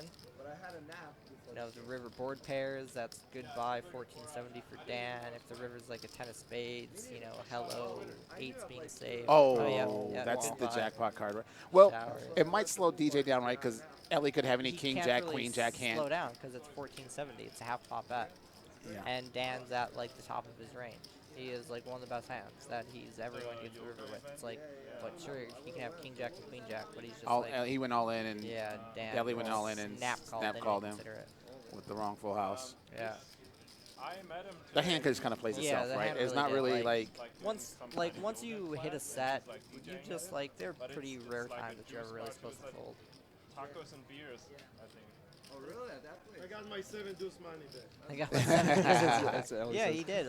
Ellie bluffed it off to Dan. That's and now right, he that's just right, got it good all about back. back. Yeah. see, Ellie doesn't miss a thing. Yeah, that was just a very unfortunate cooler for Dan. I mean, there is nothing you're doing there. Pretty unlucky. And that's like one of the bigger downsides with like tournaments is that because you're playing these amount shorter, there are a lot more of those where like you're just forced to get in 30 bigs. And that's kind of what's nice about cash games is that you get coolered in this spot, the game's still really good. You know, a tournament, you're just stuck and you go home and that's goodbye. Cash game, you pull out some more money, you get to sit down against the same person who just coolered you or sucked out on you and try to get your money back. That's so. One One a thing. little bigger. The stack graphics were off just a little bit. It was 27-7 there for Eli. Still doesn't. Still short enough. Yeah. I mean, maybe as Dan, I would have considered it a bit, but I mean, you still have a full house, and there's still hands that you beat, and you know, it's Because just he beats any yeah, flush, he like beats he any beats straight, any he beats any flush, trip beats any jack, he beats straight, ace jack there. beats Ellie. like ace jack, beats like and Ellie plays a lot of hands and does them pretty aggressively, and you know, it's so tough to fold someone like that ever. I want to say thanks to D. Campbell. That's correct. We got our dealer Nathan Pease in the box. Yeah. Top-notch professional, one of the best I've ever seen. So thank you for noticing how Definitely. what a great job he does, along with a lot of our staff here at the Bellagio. One of the things, I know you like tournaments. Mm-hmm. I remember years ago, people used to say, like, if you want to learn, actually, I think it was Skolansky wrote in one of his books that if you want to learn to play poker, the cheapest way to do it was to play tournaments because you minimized the amount of money that you were putting at risk, unlike in a cash game. Do you think that's still true, or do you think? I would certainly disagree with that because, like, in cash games, there are regular games running all the time for live and online and just everything in general that you can play for pretty low stakes and play pretty regularly. Tournaments doesn't really exist as much, really. You know, sure, they're like really small dailies, but it's just like doesn't really exist quite to the same degree. And also tournaments are so high variance that's just so hard to consistently do well. Well, at least, you know, a low stakes player who's like studied a bit can like beat a 1-2 game pretty easily. Like, it doesn't take that much to beat a 1-2 game. And you can get into that pretty easily, where at least you're playing a game where you can fairly quickly be profitable in it and, you know, do it with pretty low swings and that kind of stuff. I missed who bet here, but somebody bet, and it was Chris just folded the. And somebody bet the flop, and Chris just folded Eli the ace bet king. The flop. Yeah. Maybe Daniel bet. Ellie bet it, and then Daniel called here, or Clay called. That was a very weird hand. So yeah. looks like it went check, bet 120, call, and Clay's gonna win with the king high, or pair of kings. Called flop, king high, turn king. Yeah, so I would definitely. Do you keep track of your percentage of tournament wins? Do you know percentage of wins? Yeah, like no. So you know, like, have you played 100 tournaments this year? Are you at the 20% to be? Oh, for cashes. Yeah. I don't like keep exact count, but I like for live I generally run around 30% of bullets fired, about what I cash in. So right around there. Okay, that's my next question. So when you fire a second bullet in a tournament, is that the same tournament, or is that, do you count that? How do you count that for your new tournament? Just a new tournament. I'm just late registering a brand new tournament, and at that point that I'm registering, am I still profitable in it? What's my edge in it, and is it worth the variance that I'm putting in for it, the amount of money that I'm Do putting you like re-entry or dislike re-entry, or have an opinion either way? I like it and dislike it. I like it because I get to play more tournaments. The more tournaments I get to play, the more money volume I get to play, the quicker I get to reach the quote-unquote long term, and I get to more consistently make money. Downside of it, though, is that the more re-entries that are allowed and the better the structure, the harder the tournament's going to be, and the lower my edge is going to be. So it's a double-edged sword. There are good aspects of it and bad aspects of it. Again, we're watching Bellagio Poker on the Strip. I'm your host, Dallas Scott. You can hit me on Twitter at DallasScott73. Our co-host tonight is Mr. Ryan LaPlante. Potential MN is his Twitter. And, of course, as always, the Director of Poker and Race and Sports Operations, Craig Lump. He's just Bellagio Poker on Twitter. You are Bellagio Poker. Yes. That's it. I mean, nothing happens in here without you. I don't know about all that, but thank you. Actually, we try to keep. We do try to keep you out of a lot of decisions. Wait, like what? Don't worry about it. You go make sure we get the chairs. That's what you need to do. You go make sure. I will be here bright and early tomorrow. And you lose prop bets. That's your job. That's okay. That's your job. I don't mind taking you guys to. I don't mind taking you guys to dinner. He gets to comp it. I mean, it's not. I think from now on we should make it. You have to pay out of your own pocket. Yeah, no. What's up, Brian? I wish that this game that they were doing the button thing, because I've never played with it. I've never seen it before. Want to see it in action? The button game? I actually thought like we were going to get the button game on. Let's find out. That'd be so great. I mean, it's good to see that they've been straddling. When I played on here, we were doing the 7 deuce with pretty regular straddles. It was a 2-5-10 that was pretty regularly 2-5-10-20 or 2-5-10-20-40. So it was a pretty big game. It was a lot of fun. It was the most fun I've had playing cash in, I would almost say ever, honestly. On the stream you're talking about? Yeah, it was absolutely ridiculous. I loved it. If that was always what cash was, I would be a cash game player. We'll see if we can get the button game on. I know Clay is a big, big fan of the button game. Ellie with King Queen on a very dangerous board. Certainly not a spot that he's going to be happy in at all. Especially with the 7 deuce game in play, especially with guys playing lots of hands because they're playing pretty deep stack cash Looks game. like DJ's bet here. Yeah. Looks like about 600 maybe? Yeah, it looks like 600 into 960. I wouldn't expect And again, Ellie DJ and Christus have all. played a million hands together. They know each other very well. Even with this bet and call, Ellie has a pretty easy call here. And Ellie's doing right here. He's check calling this, right? Out of position. Oh, he's going to fold. Wow. I'm very surprised by that. There. Oh, PLO's wonderful. Chat's discussing it. PLO's absolutely wonderful. I mean, I'm a bit biased, but PLO is wonderful. What do you think about the tag team events at the World Series? I'm looking forward to playing the 10K. I really am. I guess that's my first I time. misunderstood. Do you know who you're playing with yet? Yeah, playing with mostly with some more business, recreational type players. Okay. I guess maybe you correct me if I'm wrong on this. I thought that you guys had to switch off with your partner, but your partner only has to play one orbit They for only the have to play entire one tournament. orbit. Yep. And so with the 1K, it's just a normal structured tournament. The 10K though is that they aren't having normal breaks. There's no like 15-minute breaks every 2 levels, and there's I like no dinner that. break. I So love it that. kind like of that a lot. forces other people to play a bit. So what I'm going to be doing is I'm not going to get a dinner break, and I'm going to have to like let them play like a hand or two while I like run to the bathroom type of a thing. And most of them are busy, so like day 3 I'm just gonna have to power through it. So So you it's can gonna have be more than one interesting. partner, more than one player Yeah, partner. I have It's up to 3. 4, right? Yeah, it's up to 4 total. And will they? Everybody gets a bracelet. Yep, everyone gets a bracelet too. It's pretty Wow. incredible. Yeah, so you get. Last year for the 1K, I just had 1 partner. Craig, This can year I have for the time 1K, off I'll of that? probably just have No. 1 partner as well. Thanks. I kind of. I wish you were forced to switch at the level or something. Like you had to make each other play more often. Yeah, that would be. I think that would actually be better for it because.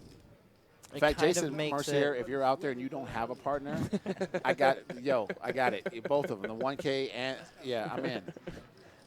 So the nice thing about it is that it's cool that like people can just like have someone else in general play for them. They get to play other events. But the bad thing about that is that like for the 10K and for the 1K, a decent amount of pros just have like some one-off person play one orbit with them, and then they play the rest of the thing. Right, and I don't think So- that's. I mean, Right, it's kind of like if unfair me to and the my people buddy who are come in having from fun. Minneapolis, Yeah, hey, exactly. we put up $5,000 or $500 a piece to play this event, Right. and now I'm stuck playing with Ryan LaPlante and The Jason entire night, Mercier. yeah. You know what I mean? Like, I'm always the VIP, and I don't know if I want to be the VIP. Right, so it'd be kind of cool to have it like force players to like switch a level.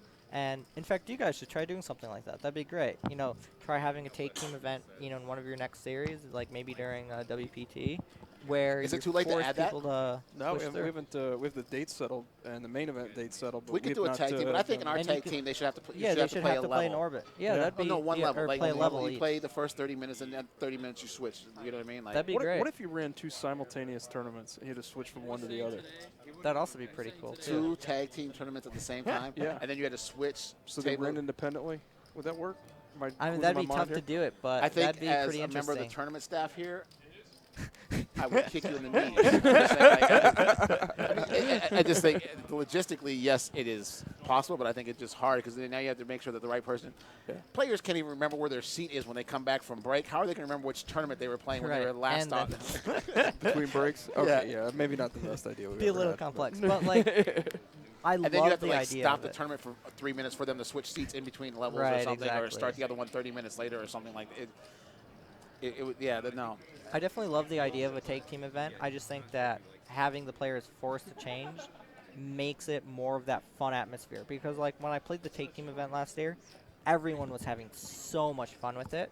And I think like pros being able to just like play the entire thing through kind of ruins like the point of having it. I agree. I think Yeah. so too. Like when I found out that rule, I was actually really disappointed. I thought the tag team was a great idea, and I've played some tag team events, smaller events, but like I said, they were like $100, $200, $300 events, but we had to switch Right, every exactly. level, and some of them were mixed events. Where like we played a level of Hold'em and a level of PLO. Mhm. That's Oh, another one we oh, should that'd do. be- Craig. oh, I love a tag team Hold'em PLO event where you have to have a PLO player and then a Hold'em player. Yeah. That'd be really cool because a lot of people love HA, Hold'em Omaha. It's a wonderful game type, and having a player play each, that'd be really cool. I'd enjoy that a lot, honestly. Maybe we should look at those 2 things for the WPT, the 5 Diamond Sure. coming up. I mean, I always look Yeah, forward we're to that. gonna be putting our schedule together here within the next probably 2-3 weeks. yeah. Obviously we have a pretty robust prelim series that Ryan played a bunch last year. Yeah, love them. Um, It's one of my so- favorite series of the year for yeah, sure. and we love ending the year here at Bellagio for WPT is just it's winter. It's the end of the year. It's just a blast. So Yeah. And those tag team events, so is there some strategy involved? Like, if you had to play every level, like getting to the table and finding out who was playing that first level? I mean, there isn't really there would be if people had to switch. There would be a little more strategy in that. That's what I'm Since saying. Like, people where don't we're have forcing to- you to switch Yeah, there every would certainly level. be Like, strategy, maybe you know a player better than another player knows. Your Right, partner exactly, knows some yeah. players, so maybe you take this seat, but then at the last second they switch, and now that's not the table you're Right. playing against. It's the table your partner's playing against. I think that it could be interesting kind of thing now. Certainly would be strategy with like switching and how you're switching and that At least kind of got stuff as queens well. here. Yeah. Daniel 740s folding, 9-6, ace deuce. Chris is defending with the Yeah, king with the 7 king and 7 9. suited, which is a pretty strong hand in the big blind. It's getting pretty good odds, closing out the action. Not really an action flop. I mean, Christus does have double backdoor straight draws, backdoor flush draw. But Ellie's probably got a continuation. Yeah, Ellie's he's gonna gonna bet. fire. He's just gonna. A lot of let people her will go. stop there, right? Initially, heads up with the ace on the board. So it really depends on the situation. You know, when the big blind's defending, well, yeah, the overcard sucks. You still have a pretty strong hand, but having the backdoor hearts, it's fine to have it as a check back at least some percentage of the time. I like betting it against a big blind just because we're going to be betting so much there. We're going to just be bluffing them so much. I just want to bet there with all my value hands. I mean, it's a good board for us, not that good of a board for him. So I like the bet. It certainly makes it a little easier to play too. Draw 5 cards on the flop, and it's a split pot. So there's a new game started around town. Yeah. Where there's no betting pre-flop. It's a very low limit game. What do you think about a poker game like that? Like that's not even poker anymore, right? Yeah, I'm not really a fan of that. That's just a very weird game. Yeah, I still saw some people playing it, and I just couldn't. Yeah, certainly not really a fan of that. And I enjoy playing mixed games to a decent degree, but Is that Jay Farber? It is Jay Oh, Farber. hey, it is Mr. Jay Farber. What's Main going event on, runner-up, sir? right? Yeah. Yeah. And I actually feel bad for calling him the main event runner-up.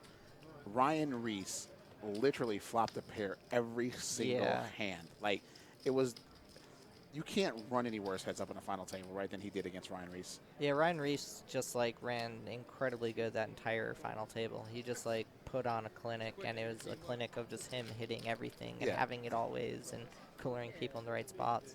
Joe McKeon put on a clinic because he had a ridiculously big stack and then dodge a couple coolers and stuff.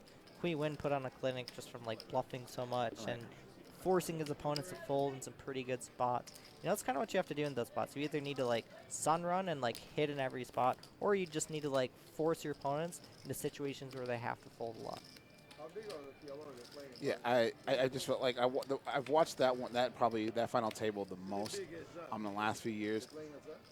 And not that Ryan didn't play well. Don't get me. I mean, he got a lot of value out of some of the hands he played. But to run like that, I mean, that's what it takes. That really is what it takes. If you look at most of the main event champions, if you look at the years that they won, they just had it every time. They got coolers at the right time. You know, look at let's see here, Joseph Cata. You know, at the final table, he flopped 4 sets, 5 sets, something like that, and got paid off every single time. You know, we just had a set over set situation here, and when you set over set someone on a tournament table, you get their stack. We've talked before that set over set is probably the worst feeling in poker, Oh yeah, right? definitely. Oh, Christus flopped the monster. Flopped everything. He flopped the nuts, the coconuts, the redraw, the super nuts. Clay's got a bottom pair and a gut shot. He's gonna come along. He doesn't really want to hit his 7 here. No.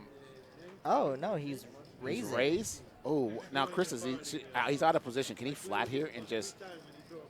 Oh, looks like he is. He's just gonna flat. That's make the hand very he is so strong. That's a bad card for Chris's because now he's chopping the pot. It's a bad card for him, but it's a good card in the sense that he's free rolling his opponent. I mean, it sucks that his opponent can have 9-10 and stuff, but. You know, if he doesn't think his opponent has 9-10, maybe plays a really big pot here, he at least gets a free roll. I mean, it does suck, but at least, he still has some outs and can still win a pretty big pot. He can also, try to bluff his opponent off, too. It sucks for Clay in the sense that, let's say the turn had just been a deuce. You know, let's say the river is a spade, he doesn't lose as much. Now it's just going to chop pot. Yeah. Yeah, so Chris has just got very unlucky. I think it's one of the things where you flop set over set is bad when you have the bottom end of the set. It's one of the worst hands poker. Yeah. This is also one of those hands where you just flop the world and then you're going to chop a pot. Yeah, and you chop a pot. Yeah, that's really frustrating. There are a lot of frustrating things in poker, and that's why a lot of the game is. How much did he bet? $20 now. Yeah, looks like the shot. It looked like he jammed looks like he bet or something. 120 or something. Couldn't tell. Oh, they were $20. No, they win $20 is what they win. Yeah, they win $20 Yeah. a piece here. Yeah, so really the hardest part about poker is just dealing with the mental frustrations as you go through. You know, in cash games, it's like the feeling you get, like, let's say you cooler someone and you're 100 big blinds deep, but then you get cooler and you're 500 big blinds deep. Then you're frustrated about how unlucky you were to cooler someone only 100 big blinds deep, but you're playing this massive pot now and you get screwed the other way for so much more money. You know, going on month and 2 month long downswings in live cash, going on 30 big blind downs or 30 blind downswings and all that. 2 questions for you. Do you have a routine for tournament days? Not really. It's more just like make sure I always, eat breakfast and well prepared and all that kind of stuff. Make sure I always have enough money on me to re-enter if I need to. If I'm playing like a really tough tournament, like something like, let's say I'm playing 10K 6 max, that kind of stuff, then like before it, I'll like, watch some training videos or like review some hand histories of mine or whatever. Oh, we've got a pretty big spot here. Hijack with pocket 9s and small blind with pocket queens. Certainly going to be seeing a... Oh, Ellie woke up wow. with aces here. Wow. What a super ridiculous cooler for everybody. I mean, 9s at least is only going to lose 180. Should be losing a lot more against Clay, but Clay is just, yep, goodbye everything, probably. 3-bet to 13. That's a tiny 4-bet. That's an incredibly tiny 4-bet. I mean, Clay's never folding to this. But you don't really, you don't should want. be Well, going yeah, I was off gonna say, in but his if you're head. Ellie, you don't really want him to fold, right? No, you certainly don't. But you want to make, like, when you're thinking in terms of like what you should be 3-betting and 4-betting to, you want to make it a sizing that at least looks like could be a bluff occasionally. You know, is 1380 really ever a bluff here? No, probably not. He probably has a pretty strong value hand. So Clay just called him there, huh? yeah, Right. so of course he's going to be calling here, and he's probably not entirely happy about it. Like, yes, he has queens, but like he's found a situation where he's sure he's going to lose a lot, but it won't surprise me if Clay can find... I would be pretty shocked if Clay goes broke here. I would expect him to lose a decent amount more, but I think that will probably be able to find a fold at some point. Certainly won't be flop, though. So how much he loses depends on how much Ellie bets flop for. 2,100 looks like. I mean, into a 3K pot. If he can find a fold here, that'd be like incredibly. That'd be an incredibly sick fold. I wouldn't really expect him to. I think he's going to lose this 2,100. They'll get to the turn. Maybe a 9 of spades will hit, and he'll find a way to actually win it, turn his queens into a bluff or something like that. But I think... Oh, he's going to raise. Yeah, so Ryan, let me ask you this. Oh, no, that's a call. Oh, no, that's a call. Yeah. Like So Ryan, if he makes the call here, which he obviously did go ahead and make the call here, where's he going to find the fold? Hopefully here. It's either he finds a fold here or he goes broke. I mean, I would be... Ellie just went all in. And it wouldn't surprise me if Clay can find a fold here based off of the way that Ellie has played the hand. Yeah, he does have Ellie covered by about 3,000 here. So Ellie's got 5,000. Like, you need your opponent to be capable of bluffing. You need him to be capable of having worse hands for value. And it's just like, what worse hands does he really have? The downside of this spot... What hand is Ellie 4-betting pre-flop there? Let's say the deuce 7 game didn't exist. I think Clay can find a fold here a reasonable percentage of the time. But the deuce 7 game, that's always going to be in the back of his head, that Ellie could play 7 deuce like this to rep aces, and there's 16 combinations of 7 deuce and only 6 of aces. So, like, if Clay puts this chips in, it's because of the 7 deuce game. Okay.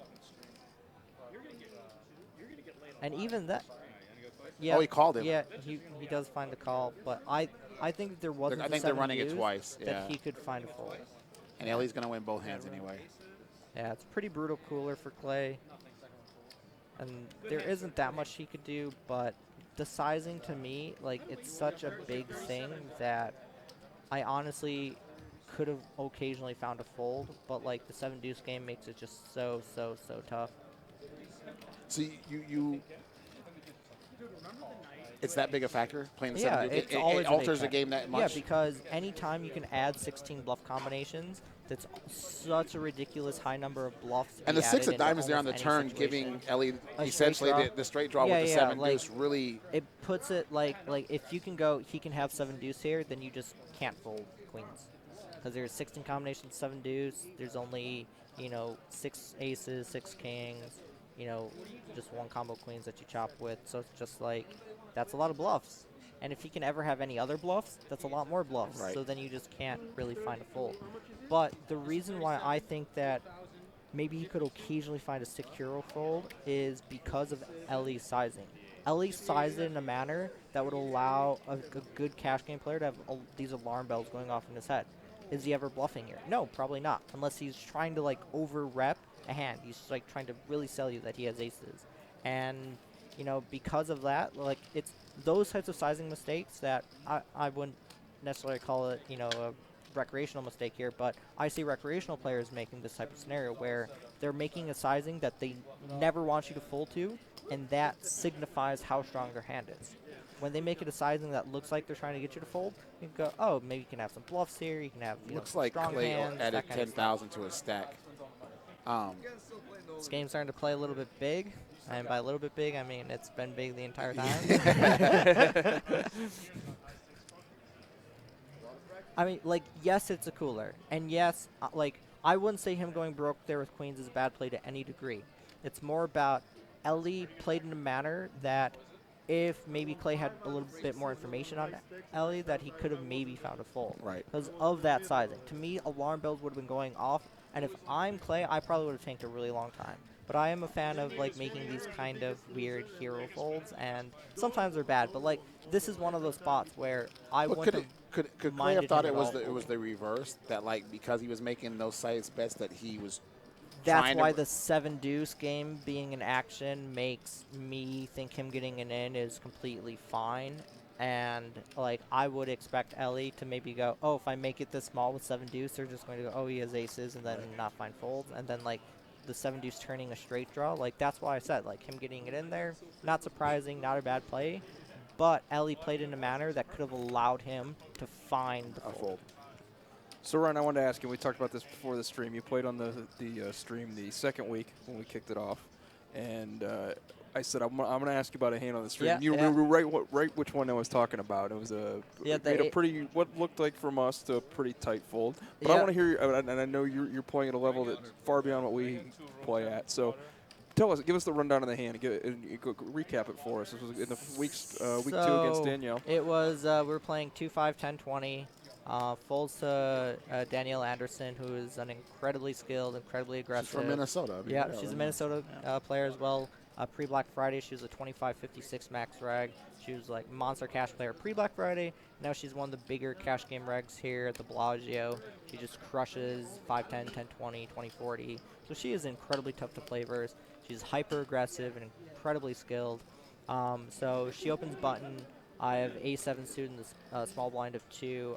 I believe it was an open to, maybe it was an open to like 50, and I 3-bet to 150, or maybe it was still 2-5-10, so maybe there wasn't the 20. So it might have been like open to 30. Either way, she opens button, I 3-bet, and she calls, and we're playing like 2K effective.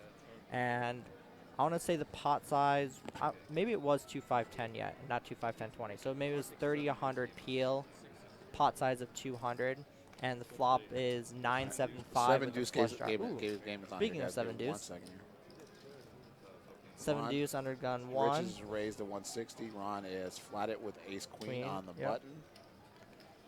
Okay, he's getting away. What's DJ going to do here? DJ is calling with unknown. Not a good flop for no, 7-deuce. 7-deuce. But maybe 7-deuce could turn some equity and try to run a triple barrel. Turn like it's 3 a bad of spades. Spot for him to try and do this. Yeah, against but Ron a turn basically. like 3 of spades, and Rich could find a way to win. He needs like a low middling spade. Like a 7 on of the button spades here. Should Ron have raised? Oh no, definitely not. Oh, now, now well, it's really goodbye no 7-deuce. He might still try to rep it because when Ron called in late position, you can't really have that many very strong hands. Like the very rare set, very rare 2 pairs. Generally, like when he bets this turn, should be applying a decent amount of pressure, repping some very strong hands. And this turn bet sizing makes me think that he might try to run a river bluff jam because he's sizing for like a near pot size bet. A little bit under. Yeah, an exact pot size bet. Could have king jack here pretty easily. He could he could have ace queen, he could have queens, he could have nines, he could have fours. He has like all the You monsters. called it. There's just 3 barrels. Yeah. Oh, excuse me. That's the second barrel. No, that's the third. Oh, Oh, this is, yeah, there's yeah, the this is river. third. Oh, 400. Oh, that's very weird. That was, I don't know why he chose that sizing. It looked like to me that he was going to jam the river.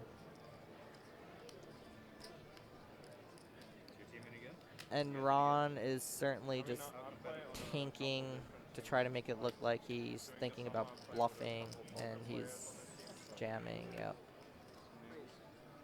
So certainly a fake tank and a jam, and somebody's just going to fold. Okay, so my hand was Danielle opens, on say to 30. I 3-bet to 100 with ace-7 suited. Danielle calls. Flop is 9-7-5 with a flush draw. So here's the thing about this spot, is that usually, just in this spot, if I'm against most players, I'm just going to c-bet and expect to take it down a lot. But here's the issue with playing against a player like Danielle. Danielle in this spot is very, very, very aware that this board texture is amazing for her. It is one of the best board textures for her range. She is all over this. She has lots of 2 pairs and everything. And the thing is that because she knows this, I don't have folds on the flop. I bet against her. She's calling everything. I remember someone told me in the stream afterwards that she had king-queen. She is not folding king-queen to me there. And when I don't get folds from king-queen ever, my bet doesn't really do much except for allow her to really put me into a very bad situation. So because it's specifically her, because she's playing such a loose range from the button and peeling my 3-bet with the loose range, and because that board texture is so incredibly good for her, even though I have mid-pair, I have one of the worst type of mid-pair hands to have. Let's say I had 6-7 there. I'm definitely betting because then I have a mid-pair, I can hit, Straight draws. Straight draws and that kind of stuff. And also, some of the 2 pairs and stuff that I hit, she's going to try to rep bluffs on. So 6-7, 7-8 there is a much better hand to have than ace-7. Now let's say I had ace-7, but I had a backdoor nut flush draw. Then I would bet because I can pick up a lot of equity. But I didn't have a backdoor nut flush draw. Instead, the only cards that are good for me on the turn are exactly 7s and aces, and everything else puts me into pretty awkward spots except for deuces, 3s, and 4s that aren't a flush draw. So there are very few turn cards that are good for me. And she also might just put me into a bad spot on flop and just raise. And that's why I check, because if you think about what I can have as bets, mid-pair with top kicker is not one of them that I am happy about at all.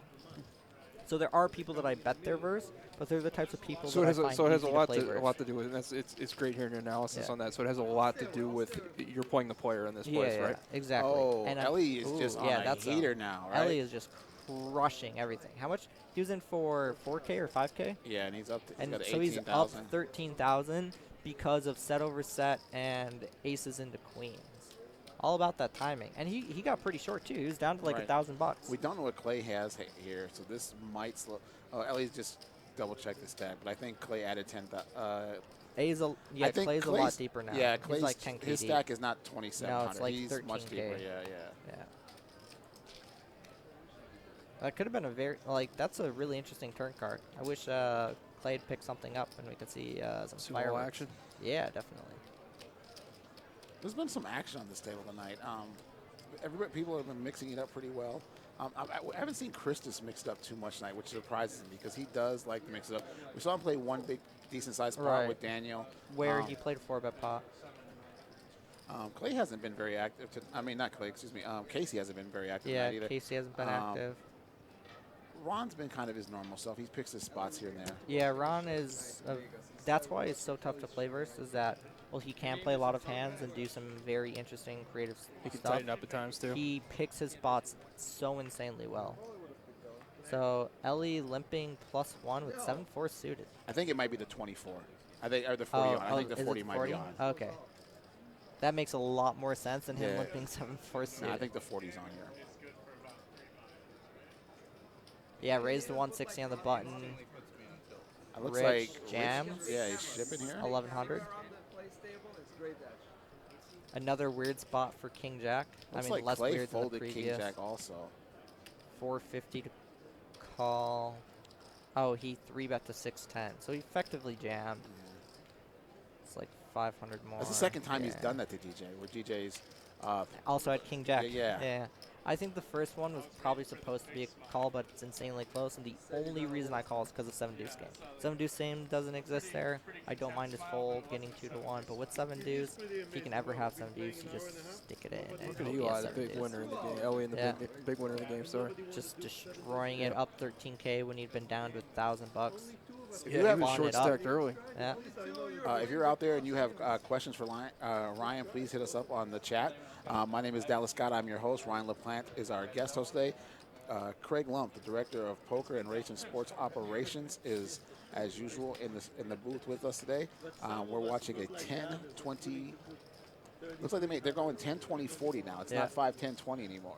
It's 10-20-40. No, it was 10-20-40. Yeah, it's been 10-20-40. 10-20-40. 7-deuce for Rich again. Yeah. On the yeah, button. that's why the limp confused me. Okay. Yeah, this is a pretty great spot. On the button, and Yeah. 3-bet. Ding. Mashing.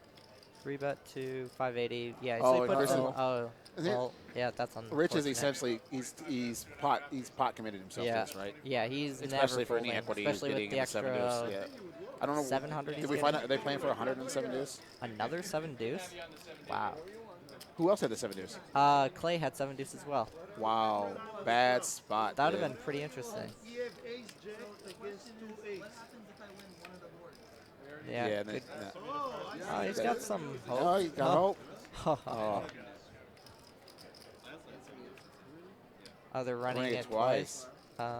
6? So Rich, I just heard Rich in the commentary there. He brought up a good question. What happens if he wins one of the 2 boards? But As not far as the both. 7-deuce game I think it's got to be goes? the first board, right? Yeah, I would First say it board has to only? be The first board only. Oh no! Somebody have to be flat at the 7 deuce. And I just go. So someone has a question. What normally? He had it in the right seat. Oh my god.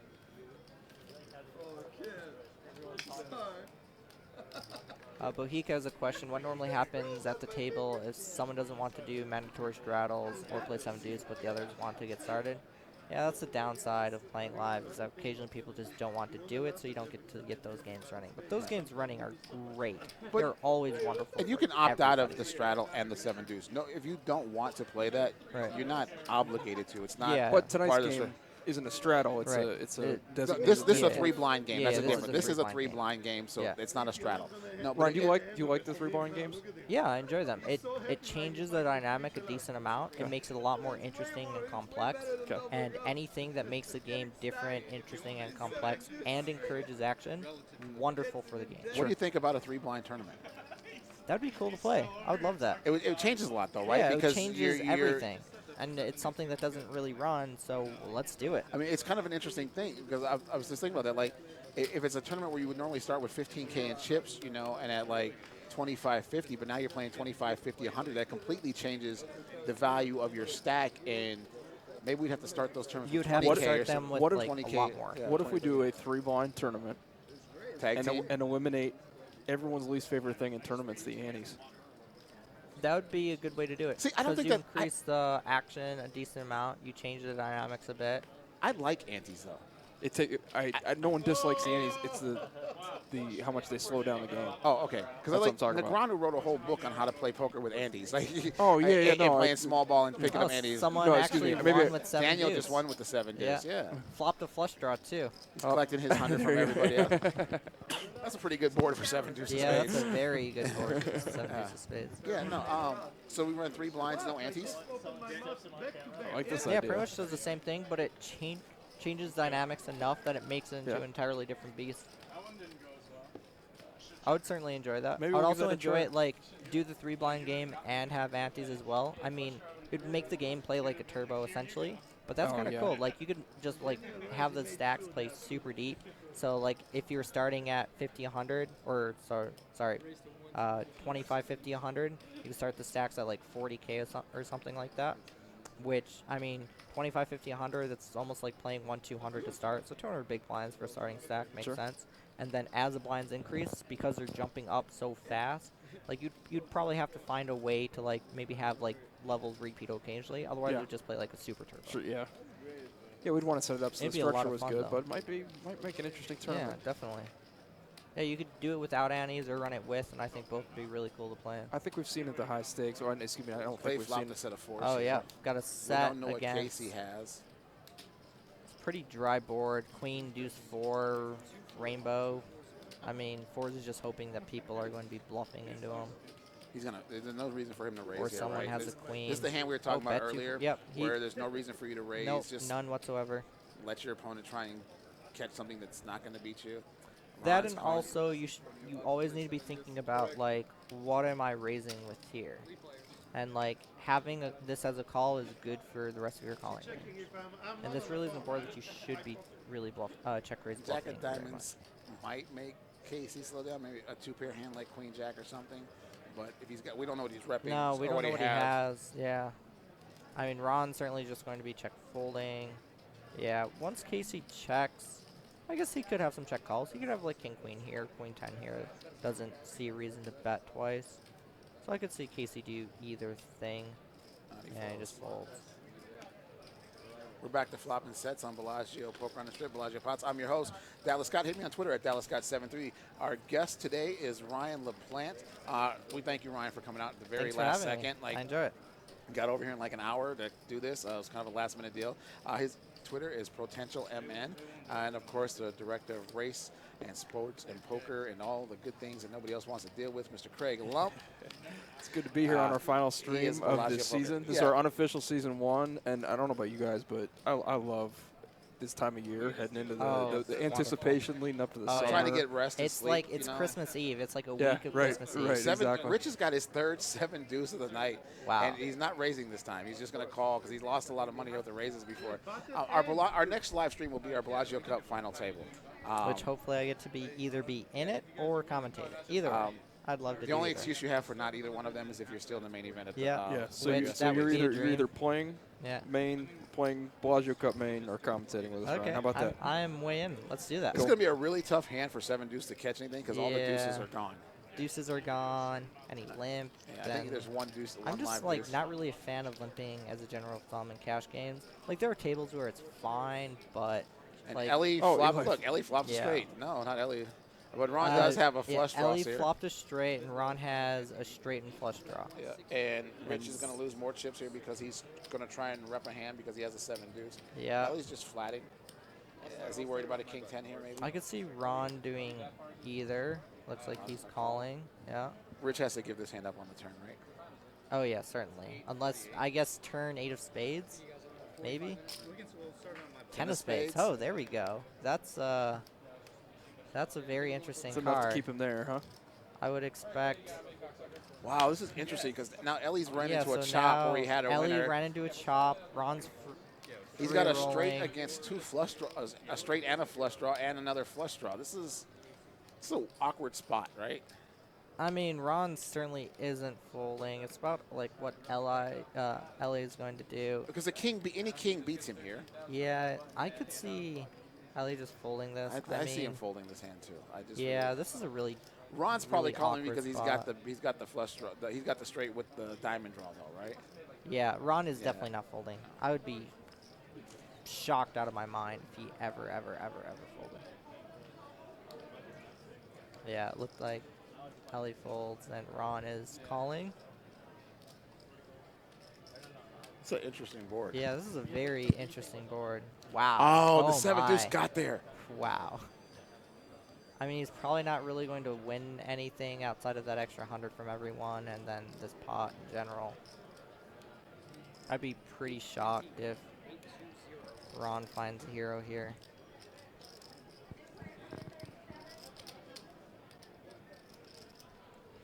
It's pretty sick. Nothing funner than runner. And he gets a 7 deuce extra bonus So he's too. gonna get an extra 600. And bet 720.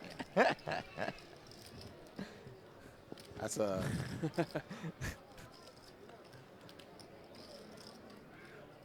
Ron's just thinking about folding Ron's here, in like right? a He's- disgusting spot. See, like this is a perfect example of a spot in which, like, Ron when he gets to this river is probably almost always folding. But let's say there's some percentage of the time that he can occasionally find a hero call from like brick flush draws and that kind of stuff. If he doesn't, But take he his has time the and diamond think through flush it- draw here. Yeah, dude. it sucks that he does. But as a general, let's say instead of 8 deuces of diamonds, he had just like 9-8 of clubs or whatever. you know, yes, he is usually folding here, and he should usually fold. But there is some percentage of the time that he can find a hero call and be correct in those spots. So he should take his time here and think about it, consider his options, and then make his decision. That's the great thing about live, is that you get these types of opportunities to do this. I'm not saying you should fake tank. You should actually weigh his options and go, you know, in this spot, is my opponent bluffing here enough? Is there things? And he calls him. see here, he does find a call. And I would say No, that's a raise. oh, he bluff raised. No, he called. No, he called. Oh, no, he did call. He has to call Yeah. there, though, right? Because he put himself in a position where his stack doesn't. I don't think he necessarily has to call, but he probably called again because of the 7 deuce game. No, I'm saying Rich had to call when he was when Ron raised him. Oh, put did him Ron on. raise? Yeah, Ron raised and put him on. Oh. So Rich put himself in a spot where he had to call with his chips behind him Oh, because yeah, the 7 definitely. deuce game. I mean, gives him he an extra had a $700 flush. equity. I mean, he's happy calling. He's beating him into the pot calling. And I know, so you play all of our big tournaments. You're here during the summertime, so you know that we add 11 tables to our room. We had 8 out in the sports book. We have 3 more tables in the poker room, and we got all. You see everybody sitting in our brand new red chairs for our poker room. We did some styling and profiling here, Yeah, Craig, definitely. for the summer. I'm pretty happy. They look really good. They do look good. They do I mean, look good. Bellagio seems like it'll be one of the best rooms of playing for cash games and tournaments this summer. Yeah. Yeah, the Bellagio Cup. We've already kicked off this week. I mean, the cash games, the high limits have started really getting robust the last couple We of had days. we had a $10,000 buy and mix game tournament on Monday, won by Mike Rodinsky. We had Daniel Negreanu took third. He's cashed 3 out of the 4 that we've had. We had a $15K on Tuesday with Brian Rast, Mike Rodinsky. Our top Randy section O'Hell. was full before we came on the stream with Yeah, 5 it was- games. So it's It's that time of year. People are in town. They're ready to play some poker. Yeah. Casey's got 8s here. He just called the 100. Yeah, not surprising at all. I would expect. DJ calls with the 10s. No, he 3 bets. Oh, he did 3 bet to Yeah. 740. Woo. Yeah, this isn't surprising at all. I mean, tens is a very strong hand. Like, these are like really, really strong hands when you think about like the amount of bluffing and that kind of stuff that you should be doing in these kinds of spots. Let's say they were in different positions. If Casey was on the other side of DJ, is he right to call him with 8s there? If he has position over him now? I mean, we know that DJ had 10s. It's a pretty awkward spot. Like, maybe occasionally he could have it as a call, but like they really aren't. To me, it would, like, I would have to re-see stacks and see how deep they are. Let's say they're playing deep enough where 8s is getting like 15 or 20 to 1 implied. Then you can call for a couple different reasons, and like just getting a lot better implied odds means that, you know, you get better odds when you hit your sets, you can make more money in those spots, and also 8s does have some post-flop playability. You know, it's not like he has deuces there. If he has deuces there, yeah, it's just always fold. Like, 8s can be the type of hand that you call with 4 playability and a quasi-set mine, and you know, it's just a decently strong hand. Ellie's raised to 120 with 5-4 spades. Looks like, no, Rich is going to fold. He looked like he was going to call. I mean, he tried the old pump fake bluff. Yay. That's a pretty tight fold. It was only 70 more. Right. And he's in the big blind of 40, and he's got a suited king, and Rich certainly does some very unorthodox things, as does Ellie. Christus seems like he hasn't done much in a while, but he's definitely very capable of doing things. I mean, he 3-bet calls with a 4-bet. I'm surprised Christus hasn't been very active here today. I think it's just one of those things where he's just like, he's not just card dead, but he's spot dead on top of that. Like, he's just getting bad scenarios over and over and over. And that's the sign of a very good player. Our very first stream, Daniel Segura, is it Dan Segura? I don't want to mess up his name. He was in the one set. Dennis, thank you. Dennis Segura. Every situation he was in was just a bad spot. All right. I mean, he ended up making right decisions, but they were really tough spots. I think he's our biggest fan of the stream. I mean, he would raise with ace-8 in the cutoff, and the big blind would wake up with ace-king or queens, or, you know, they were just spot after spot after spot that night. I thought he did wonderful not to lose more than he did. Unfortunately, he got in a hand with Danielle where, because the 7 deuce game, and he had 7 deuce and he tried to rep pre-flop, he put himself in a spot where he was forced to call off his chips because of the added equity of the 7 deuce. We got to give him a good shout out too, because he wrote a great article for Poker News. Yeah, I had a good time Cool. reading it. So if you're out there listening, Dennis, that was I'll have to check that really out. enjoyed. Yeah, it was really well written. He talked about how about his time on the. If you want to play on the stream when we come back, I haven't even mentioned this all tonight, and so I should be fired. Poker at BellagioResort.com. Write it down. Poker at BellagioResort.com. Hit us up. Send us an email. Let us know when you're going to be in town. And we will we will try and coordinate with you to get you on the stream. We'd love to have tourists come out, out-of-towners come out and play on the stream. Again, it's poker at BellagioResort.com. So Chip Avalanche, to answer your question, when are you coming back? So the next stream is going to be the Bellagio Cup final table. And within the next couple weeks, we're going to have a production schedule out for the fall. Probably run a couple episodes a week or maybe a once-a-week series for a couple weeks. And then we'll I think have that out soon. after the Bellagio Cup, we all take a week off vacation because this World Series at has least wore us out. So we're just it'll as probably tired be as players. like at least 2 weeks after the Bellagio Cup. Yeah, at least that long. Because everybody in Vegas who's in poker goes on vacation after that. Yeah. Especially like those of us who also did the online grind before. It's just like over 2.5 months, you work 60 days, and it's 12-hour days average. So it's brutal. Looks like we got a flush draw, bet of 880. Looks like so it went raise pre. So Daniel 3-bet, Daniel opened, Casey 3-bet, Daniel called, Daniel flops a flush draw, went check, C-bet of 880, call, turn check. I would expect Casey to barrel this since he 3-bet pre. You know, he has the most ace X. A lot of Daniel's ace X would check fold flop. So he wants to get like middling pocket pairs and that kind of stuff to fold. Whether or not Daniel folds will come down to sizings by Casey. Let's see what Casey decides to do. Dennis, thank you very much. Dennis hit me up on Twitter and just said he is watching as usual. Thanks a lot, Dennis. Tell Dennis the article was great, man. It was a great article. Why do I got to tell him? You're talking to him too. You can tell him yourself. I thought you were talking to him on Twitter. No, he's watching the stream. Oh, Dennis, okay. thank you for the props in the article. Looks like turn one check, which I'm very surprised that Casey would check that back. If I'm Casey, I'm betting the turn ace with, you know, a good majority of my bluffs. Because you're not putting Daniel on. You don't put Daniel's got a deuce here. No, it's like ace right? deuce suited exactly, which there's like one combination left, ace deuce hearts. And like, yeah, he can have ace 8, but like, so he also has 7-8 and 8-9 and 10-8 and 8-6 suited and just like all that stuff. And like, sure, when Casey checks back, he kind of gets to rep like middling pocket pairs, but like, and maybe some like Wease ace X suited. I guess that's the upside of checking back. But like, wouldn't he be betting turn with his ace 10s, ace jacks and stuff? So yeah, he's definitely betting river. So I guess he's gonna try to rep maybe some like 8x that he 3-bet bluff pre. Yeah, and take it down anyways. I know you prefer tournaments. I prefer tournaments. I think the butterfly.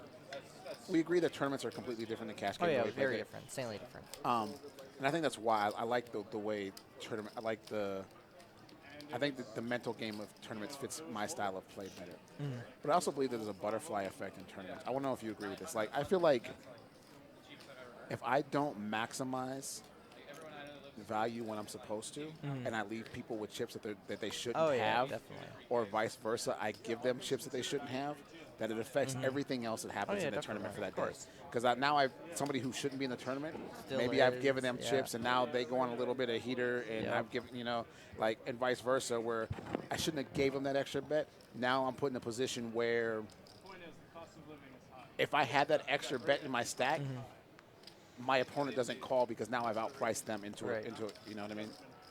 Yeah, definitely, I agree with that. So, like, but that being said, like, just because that can occur, again, your goal as a player is focus on just making the best decisions. And if you're worrying about what could have been or what should have been or what might have been or, how you screwed up some hand before, doesn't matter. Focus on just making the best decisions until afterwards. Then afterwards, you go through and analyze your decisions. And then for the next term, you just try to make better decisions, which you should always be doing. Same for cash games as well. I told a friend of mine once that I was running bad in tournaments. He told me that cards don't know what that means. Yeah, exactly. They don't. He said cards don't understand what running bad is. And it's funny because, like, the very next tournament I played, I think I took, like, a final table and got, like, 3rd place. It wasn't a big tournament or anything. Right. But, like, I went into that tournament with the mindset, like, so I took a horrendous beat, like, early on and it was short stack. But the cards don't know that. No, they don't know anything about poker. Play. You just play and make good decisions. If you consistently make good decisions, you manage your time and money well, you will make good money. for the Sounds stakes simple. you're playing. Yeah. Looks like DJ's woke up with aces, here. Aces. This is the third time he's had aces today, right? Aces and hijack with the big blind defending. Oh, that's a terrible flop for him. Looks like he went check check, which. You don't continuation bet there as DJ. You check back like that? You think that's a good check? Oh wait, no, it hasn't gone check check yet. I do. No, they went check check on the flop. They did not. We're on the turn. We just still see the turn okay, card. yeah, I like check checking definitely because so this board texture is so good for the big blind that like when you bet this and you get check raised, you're put into such a brutal situation.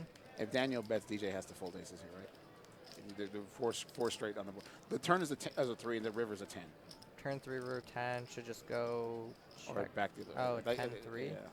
It was the other way around. The 3 was on the turn and the 10 was on the river. Okay, yeah. There we go. We'll get it right eventually. Yeah. It's a very small pot. Yeah, I mean, it looks like Daniel's leading river, which makes a lot of sense. So I'm generally not a big fan of leading, except for in situations in which you have a huge range advantage, and your opponent is supposed to check it a lot. This is one of those spots. Right.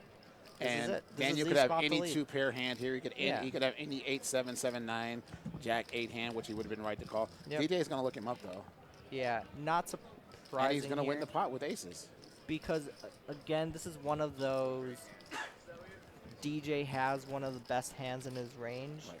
And We had king queen of clubs with Daniel. Yeah.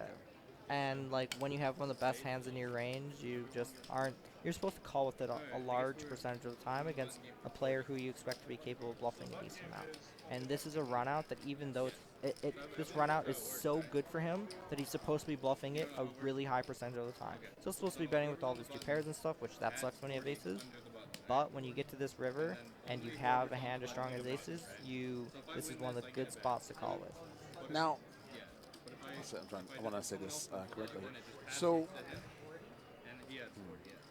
I'm going to hold that thought till I come up with a better way to phrase it. I know it's like, it seems kind of weird to think about, but a lot of these guys, again, are just thinking about how good is this for me? And then when it's really good for them, then they bet. That's pretty much like how it goes for the most part. I guess that's not weird, but it's more thinking in terms of what's good for your range, what's bad for your opponent's range. So I talk to a lot of these guys on a regular basis, and I hear that bluffing happens, but it doesn't happen as much as people think it happens in these games. Whoa. I mean, Casey just folded I'm saying whoa to Casey folding the big blind to Clay's open. On the button. Yeah, folds ace-9 in the big to a button open. And Clay wins the 700 for the 7 deuce game. That's very surprising. You got his 40 back too? That's a pretty snug fold, right? Yeah, Any ace there to the cutoff. Fold. I mean, let's say you don't really enjoy playing ace-9 there. It's still a great hand to have as a 3-bet against a button specifically. I like the 3-bet with that hand. Yeah, if like, mid-position opens. I always feel like if I don't 3-bet those hands on the blind, I get myself in trouble because it puts you in a spot where it's one of those awkward spots like we talked about with ace-jack where maybe you don't really know where you're at in the hand afterwards. And that's like being able to play those spots well is how you run high win rates and in tough games. You need to like get better at playing in those spots. Like just because something you do makes a situation easier on you doesn't mean that's what you should be doing. Yeah, I read something that nothing great comes out of comfort zones. Yeah, exactly. I am certainly a fan of that. Ace 4-5 flop. No, DJ picks up a pair of queens on the turn. He's not check. really surprised to see Clay check this back. I'm a little surprised, but not that surprised. Like the 4-5 connecting is pretty good for a big blind defend. And he can just check back and bet certain turns and gets to take it down a decent amount. And River should just go check with DJ taking it down. Because Clay's got showdown value here with a pair of 9s, right? He Yeah, doesn't have he to bet beats some here. 5x and 4x now. Yeah. So he's too strong to bluff. So one thing we haven't talked about, big news in the industry with our friends in the WPT.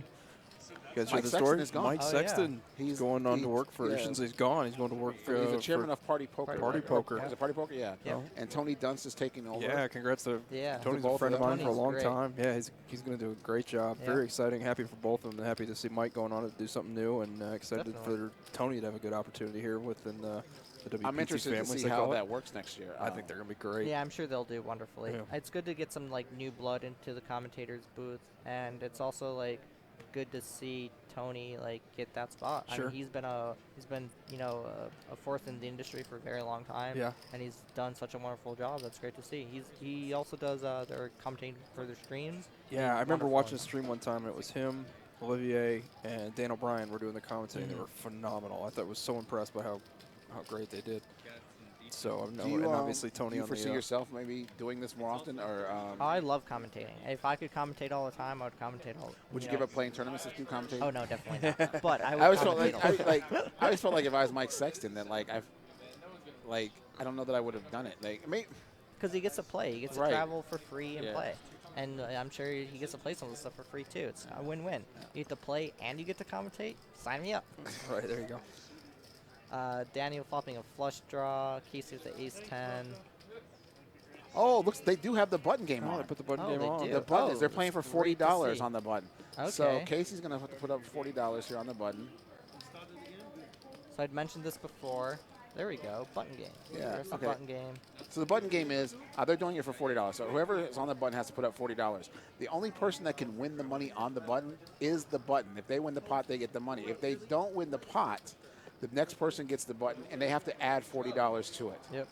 I've seen this game get really expensive in bigger no-limit games where there's $15,000, $20,000 on the button. Yeah, that's just insane. Completely changes the dynamic on how you play your button. They've got it up to 15,000 on the button. Yes. Yeah. It's pretty ridiculous. And eventually somebody just takes a stand on their button and Come on, fold. Ground skin. The button's already the best spot, and now you're just making it better and better and better. It'd also be cool to see. I'm trying to convince Craig that we need to have button straddles. They're certainly nice to have because, like, the upside of and 7 deuce gets in there too. An this is open for 280. 3-bet. Chris is calling with ace queen. Yep, of course. Oh, this Bad flop goodbye for 7 deuce. Yeah.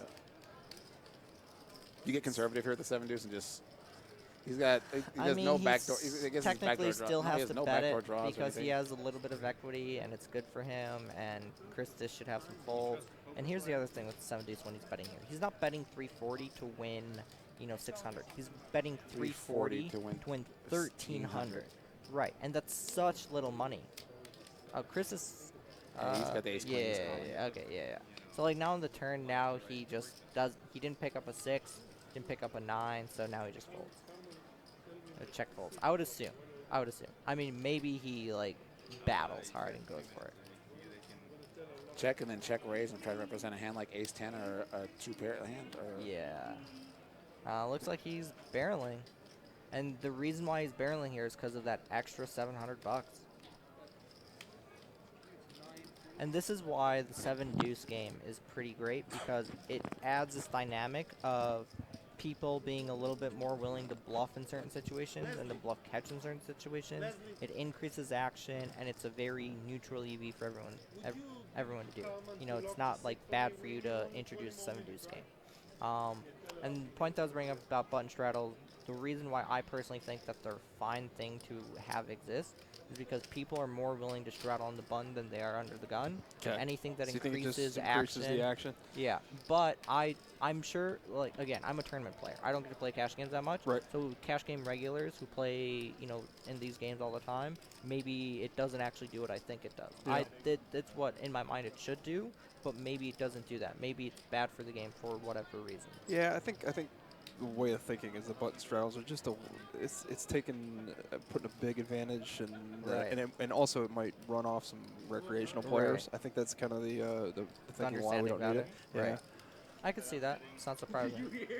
And maybe that's more than just in the smaller games, but you certainly don't want people to come here. They want to play 2-5 no limit hold Right. and put their Board pair 500 here on and the, then on the turn. Yep. So DJ has to essentially give up the hand here. yeah. I mean, can't have 10. I mean, he could have hearts, I guess, so maybe he could try it, but Maybe it's really representing ambitious. a 10 there, but I mean, Christus is probably calling him no matter what he Yeah. does there. Unless he just So- makes some ridiculous bet that. Benton brings up a great point, and the button straddle is really bad for no limit hold'em games IMO. This is because it causes the blinds to play tighter and more correctly, which isn't good when recreational players start accidentally playing better. Yeah. Our man Right, Benton, as I Benton, said. when you coming out to see us, Benton? We haven't seen you in a while. You seen him play in a while, though? I have not seen Benton in a while. I think we're going to get Benton on the stream. I don't want to see him to the World Series. I told you he's my good luck charm for playing Oh, tournaments yeah, last that's year. right. We actually talked over some hands. I won a little deep stack tournament last year. Nice. So like, Oh, very nice. Well, hopefully some more winning in the future. yeah, that's That'd always be the great. plan and the goal. Yeah, I try to be PC. Hopefully get some really big sweats this summer. That's my plan. Not lose 50 grand. That's also a plan. So that's a good plan. Yeah, Yeah. 950,000 for the summer. Yeah, that would be optimal. Losing a lot less than that, or winning, that would be okay. Christus opens 10-8 suited to My favorite hand. 160.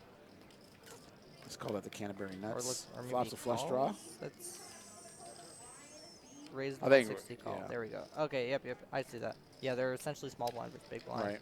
And Christus is a gut shot and a flush draw. check, To yeah. take a stab here at the pot. Nope, check. No, check. Clean.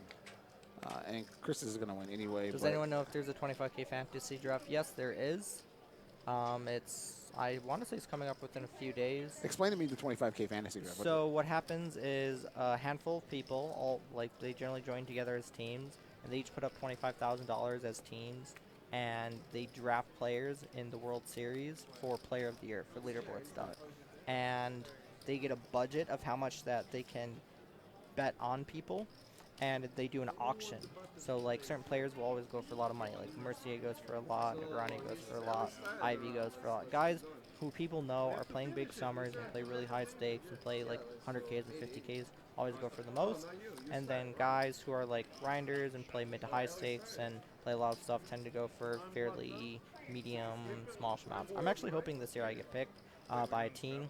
Like getting picked by a team in that is a really high compliment, that people have faith in you to put up consistent points and play well and play big schedule and that kind of stuff. You and I have talked about this before, because last year you would think that with 12 cashes setting the record for a while, then losing it in a couple days, that you would have been high on the WSOP leaderboard, and you weren't, because they weight the bigger buy-ins heavy, even though the fields are a lot smaller. So this year they're actually changing the formula. A different company is doing the point system, and smaller buy-ins should weight a little bit harder. However, the 25K Fantasy is using the same point systems as the year before. Okay. So bigger buy-in players will certainly be weighted 12, and worth a lot more. So 12 should get you Player of the Year this year. I mean, that would be incredible, yeah. I mean, I was leading Player of the Year last year for like 2 weeks. It was a lot of fun. I absolutely loved it. It was incredible. Also, speaking of drafting, David Baker, ODB Baker, he does a $500 version that you can build teams right after the 25K runs, because they use a point system that the 25K Fantasy builds. Last year it got like 200 entries, paid like 20 people. I've done it every year for the last like 3-4 years. It's a lot of fun to do, really enjoy it. So if you want like a fun little fantasy sweat, I would suggest doing it. And also watching the 25K, they do a stream of it every year. I always enjoy watching it. Got some hands, but it looks like no real action here. No one really has any reasons to bet. It's like Ellie decides to bluff 400 into a pot of 800. It won't surprise me if Daniel finds a call here. I mean, he does have Christus behind, which kind of sucks for him. But I could see either happening. I mean, it sucks having the player behind, but Ellie probably doesn't really have a jack very often. Yeah. Does Chris's hero call with an ace? That would be a pretty cool hero call. Oh, Oh, he's the with button, and he's got too. the button Oh, button on. I would not be surprised if he finds a hero here. I mean, it's a No, he really lets it tough go. spot. It's such Well, a there's tough only spot. 120 on the. They're playing 40, Yeah, and oh, it's just the 3 120? hands, so it's Yeah. 120. It's probably not enough value for him, No, right? it Extra probably value isn't. in that hand. Yeah, then it looked like it was a lot more from from what we could see. Wow, looks like we got 10, 20, or 10, 20, 40, 80, plus the button. plus the button. Game. Wow, so these last few hands are going to play massively big. Let's see some 7 deuces get in there. Oh, that would be awesome. Let's end the night with a big 7 deuce. Again, this is Bellagio Poker on the Strips. I'm your host, Dallas Scott. You can hit me on Twitter at DallasScott73. Our guest today is Mr. Ryan LaPlante, Potential MN on Twitter, and the Director of Poker and Race and Sports Operations, Mr. Craig Lump. He's just at Bellagio Poker sir. on Twitter. Rich has got an ace king Yeah, here. ace king suited, coming in for a raise to 240. Rich hasn't played a lot of hands other than No. 7 deuce tonight. No, he really hasn't. They've cost him some money. Ellie coming in with the call with Queen 9. Certainly an ambitious call. Ellie loves to play lots of hands. He's seen Rich play a lot of hands tonight, Yeah. though, too, right? Wow. Top pair in a straight draw and the nuts for Rich. And Ellie just leads out of this on this. That's this is going to be a tough spot for Ellie. I mean, sure it's bottom end of the straight draw, but almost no matter what Rich does, he's not really going to be happy about finding. Looks like a Rich fold raise. here. Do you like Rich's raise here? Oh Or yeah, do you- definitely. you don't Oh think yeah, he should love flat- it. flat no, here? no, definitely not. I mean, this is a really wet board. Like you just want to charge all the draws, especially like he can have like pair and straight draw, pair and straight draw, pair and a flush draw, 2 pairs, sets, like straights. Like just go for it. This is one of the best boards to just play your hand really big. And Ellie's put into a really weird, awkward spot.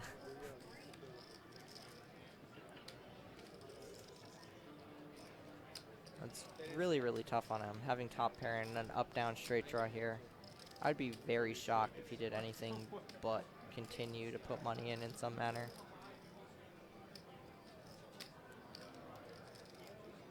And it's a really wet board. He's got top pair. Wow.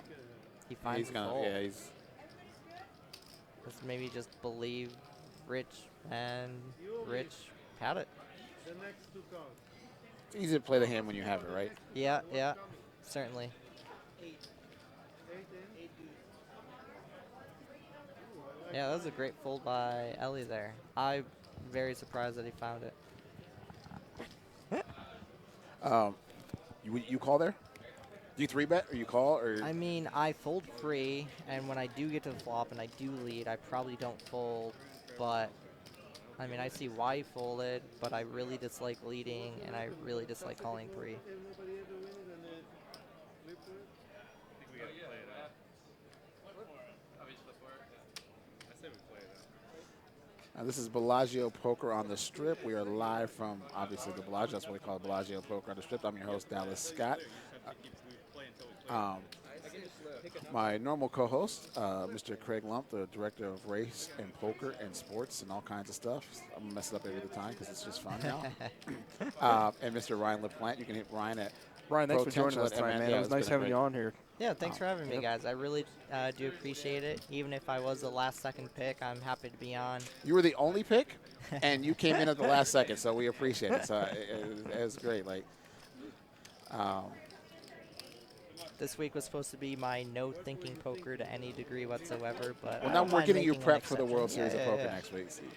All right, Daniel or Ellie's called here on the button game with 9-7. Yeah, which certainly makes sense here. I think it's 20. There's about $200 extra here on the button. Yeah, right? that's It's a the fifth lot player. extra. Yeah, this and he's 200 got position. I mean, this call I like a lot. If there wasn't the button game, it certainly is ambitious, but with the button game, I'd certainly like it. You're not a fan of. Wow, Daniel just turned 2 pair here. Straight draw, flush draw there, but Daniel. Yeah, this is a. There's a lot that Ellie can yeah, have here on the There's button. a lot though. that Ellie can have here. So I don't mind him calling flop to rep a lot of different things that can occur. But if he tries to rep on this card, it is not going to go well for him. Do you think tourist players play too many hands on the button? I think a lot of recreational players in general just try to play too many hands and force too many situations in cash games, or they go to the other extreme and they play way too tight in situations.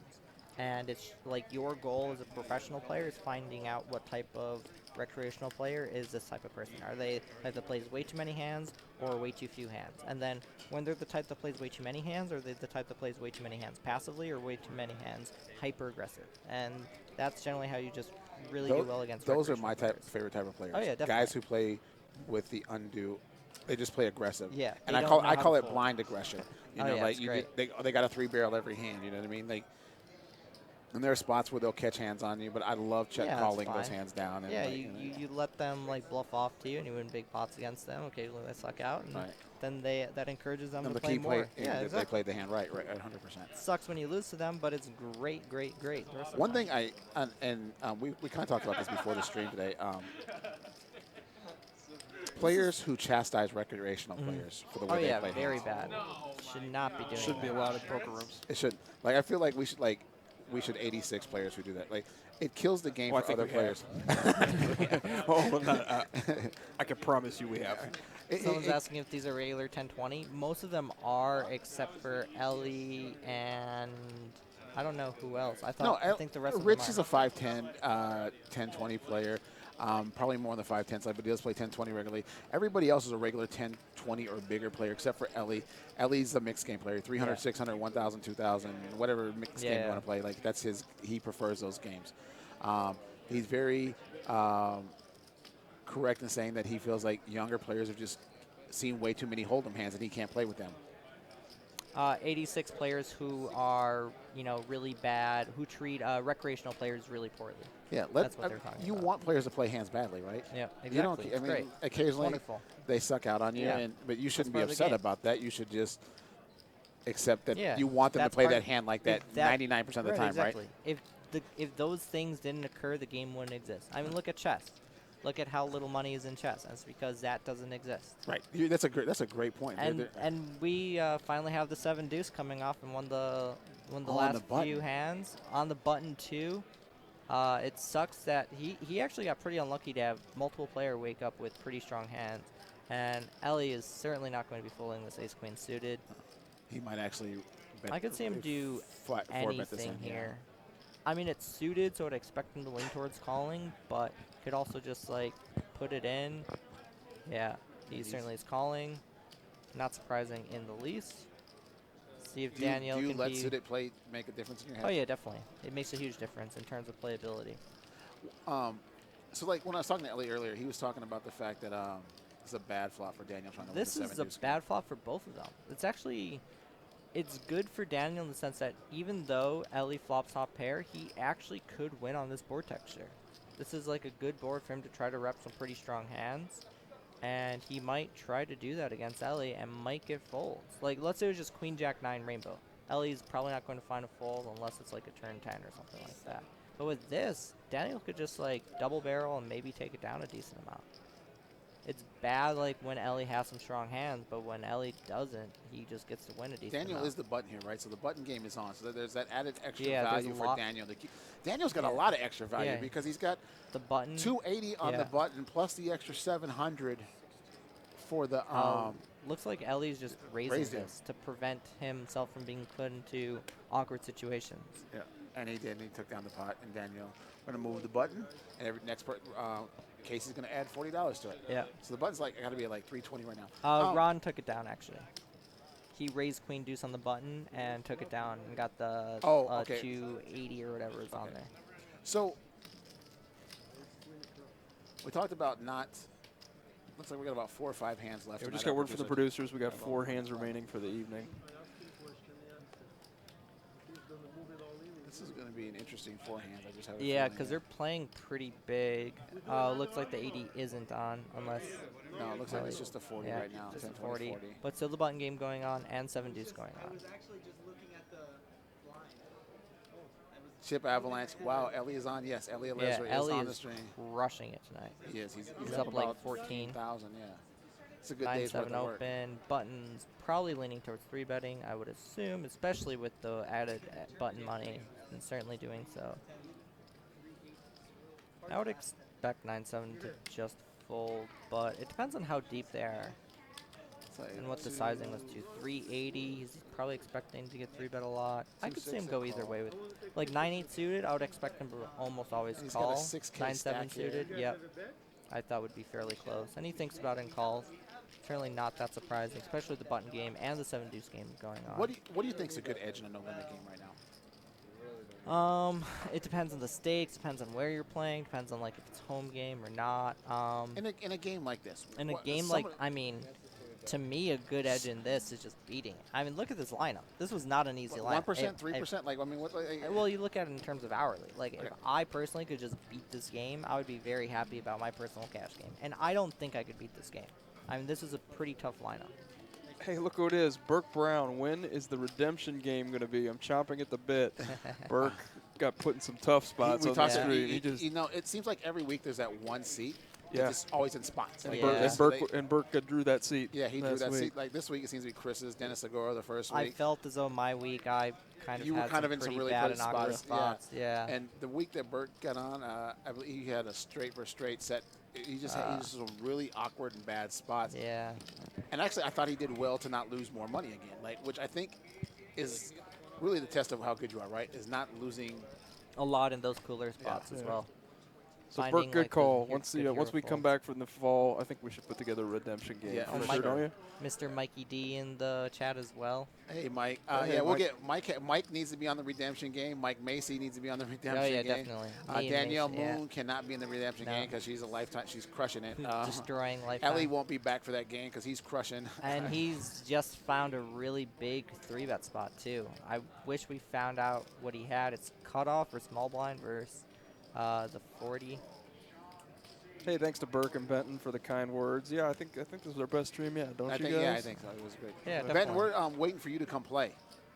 Stop chatting on the chat and just come play the game. Well, we'll find you a babysitter, okay? It's Vegas. There are babysitting services. We'll get you a babysitter. Hopefully we get a cooler spot on these last few hands. Or at least some 7 Yeah, deuces. you're rooting for a action. cooler. That's Oh, yeah. I'm always rooting for coolers. as long as it's not Coolers yours, right? and 7 deuces, yeah. Let's see them both. I tell you, we've had a lot of 7 deuces tonight. Yeah, my night when we did it, we had very few. It's kind of been like that for us. Like the first week when Dennis and them did it, we had quite a few 7 deuces. In fact, all but 2 of the 7 deuces won.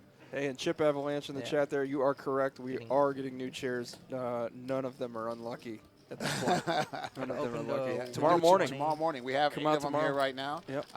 But yeah, they'll be here tomorrow morning. So when you guys come in for the World Series of Poker next week, we will have all the new chairs. We've got a and bit of everything. an action flop here. This is a great action flop. This is Gut 2 shot, straight open draws extras, and a top pair.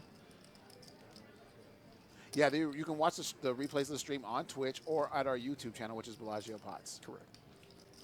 Who sent that question in Bet to us? 220 and a call. Iowa's Snotty.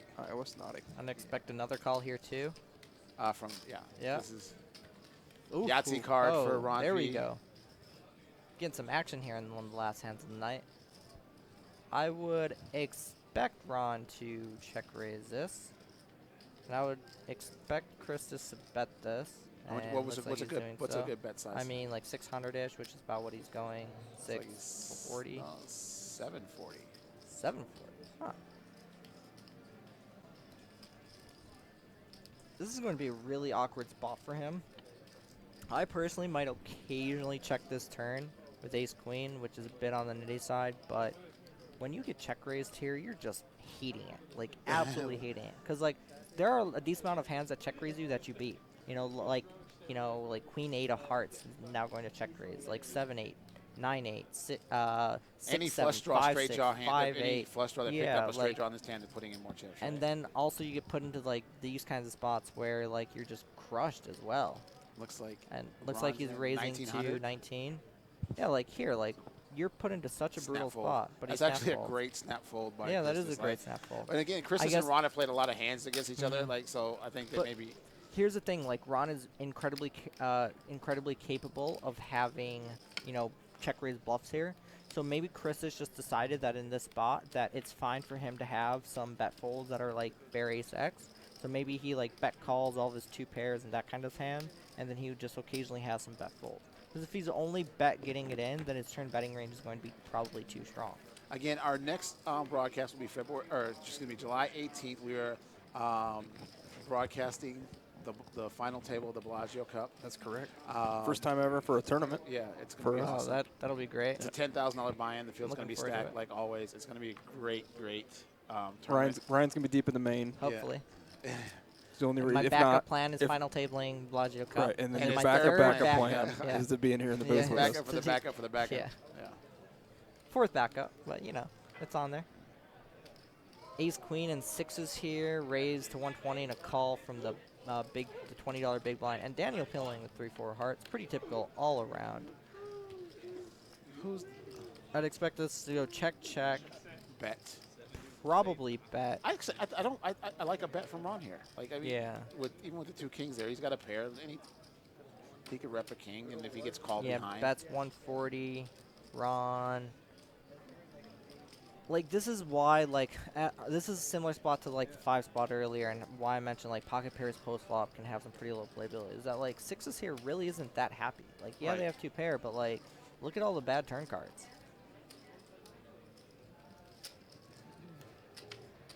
That actually helps. Turn through diamonds, yeah. Now 6s is in a pretty happy spot, Check, but check. they aren't, like, incredibly happy, and now River should just go check, check, since ace, queen should go. Ron doesn't value bet here? Hands. Because he might get a call from ace queen? No. Because Ron wouldn't bet That's like a worse ace. That's pretty ambitious. 6s, take her down. So it looks like we got 160 on the button right now. Yeah, and looks like it's the last hand too. night. So this should be a pretty interesting hand for Ellie. A, he just doesn't like to fold in general anyways, and B, now he's got this extra 160 there. I would expect there to be fireworks of some kind this hand. I tell you what, I'm watching the chat over here, and these guys got me rolling. Yeah. Burke, Chip, all you guys. These are Carter King in there as well. Yeah, I mean, you guys are killing me over here. Yeah, we should auction off the chairs and donate the fund to the Dallas Scott WSOP fund. It's a great idea. You get 12%, Craig, automatically. 12. Yeah. I got to do all the work. Looks like it was an open and a 3-bet. I can't tell. That or just a massive open. No, it's got to be open and 3-bet. I can't imagine that. Ellie, and that's maybe, well, maybe he did because he just wants his money. Because he wants the 160. Yeah, I could see that. Yeah. And he does. He yeah, wins gets the the 160. Yeah, and that's the last. All right, again, you guys, this has been Bellagio Poker on the Strips. I'm your host, Dallas Scott. Hit me on Twitter at DallasScott73. Craig Lump, the director of poker and racing sports so you've operations. gone from getting my title wrong every week to now you got my name wrong. Yeah. And Ryan LaPlante, again, last minute we said, hey, come on out and be a guest commentator. We thank you for doing this for Ryan, us. thanks for coming, man. And you Thanks can hit for Ryan having at me. Had a lot of Potential fun. MN on Twitter. And again, thank you guys very much for coming out. This has been Bellagio Poker on the Strip. We'll be back July 18th for the final table of the Bellagio Cup. Thank you, guys. Thank you.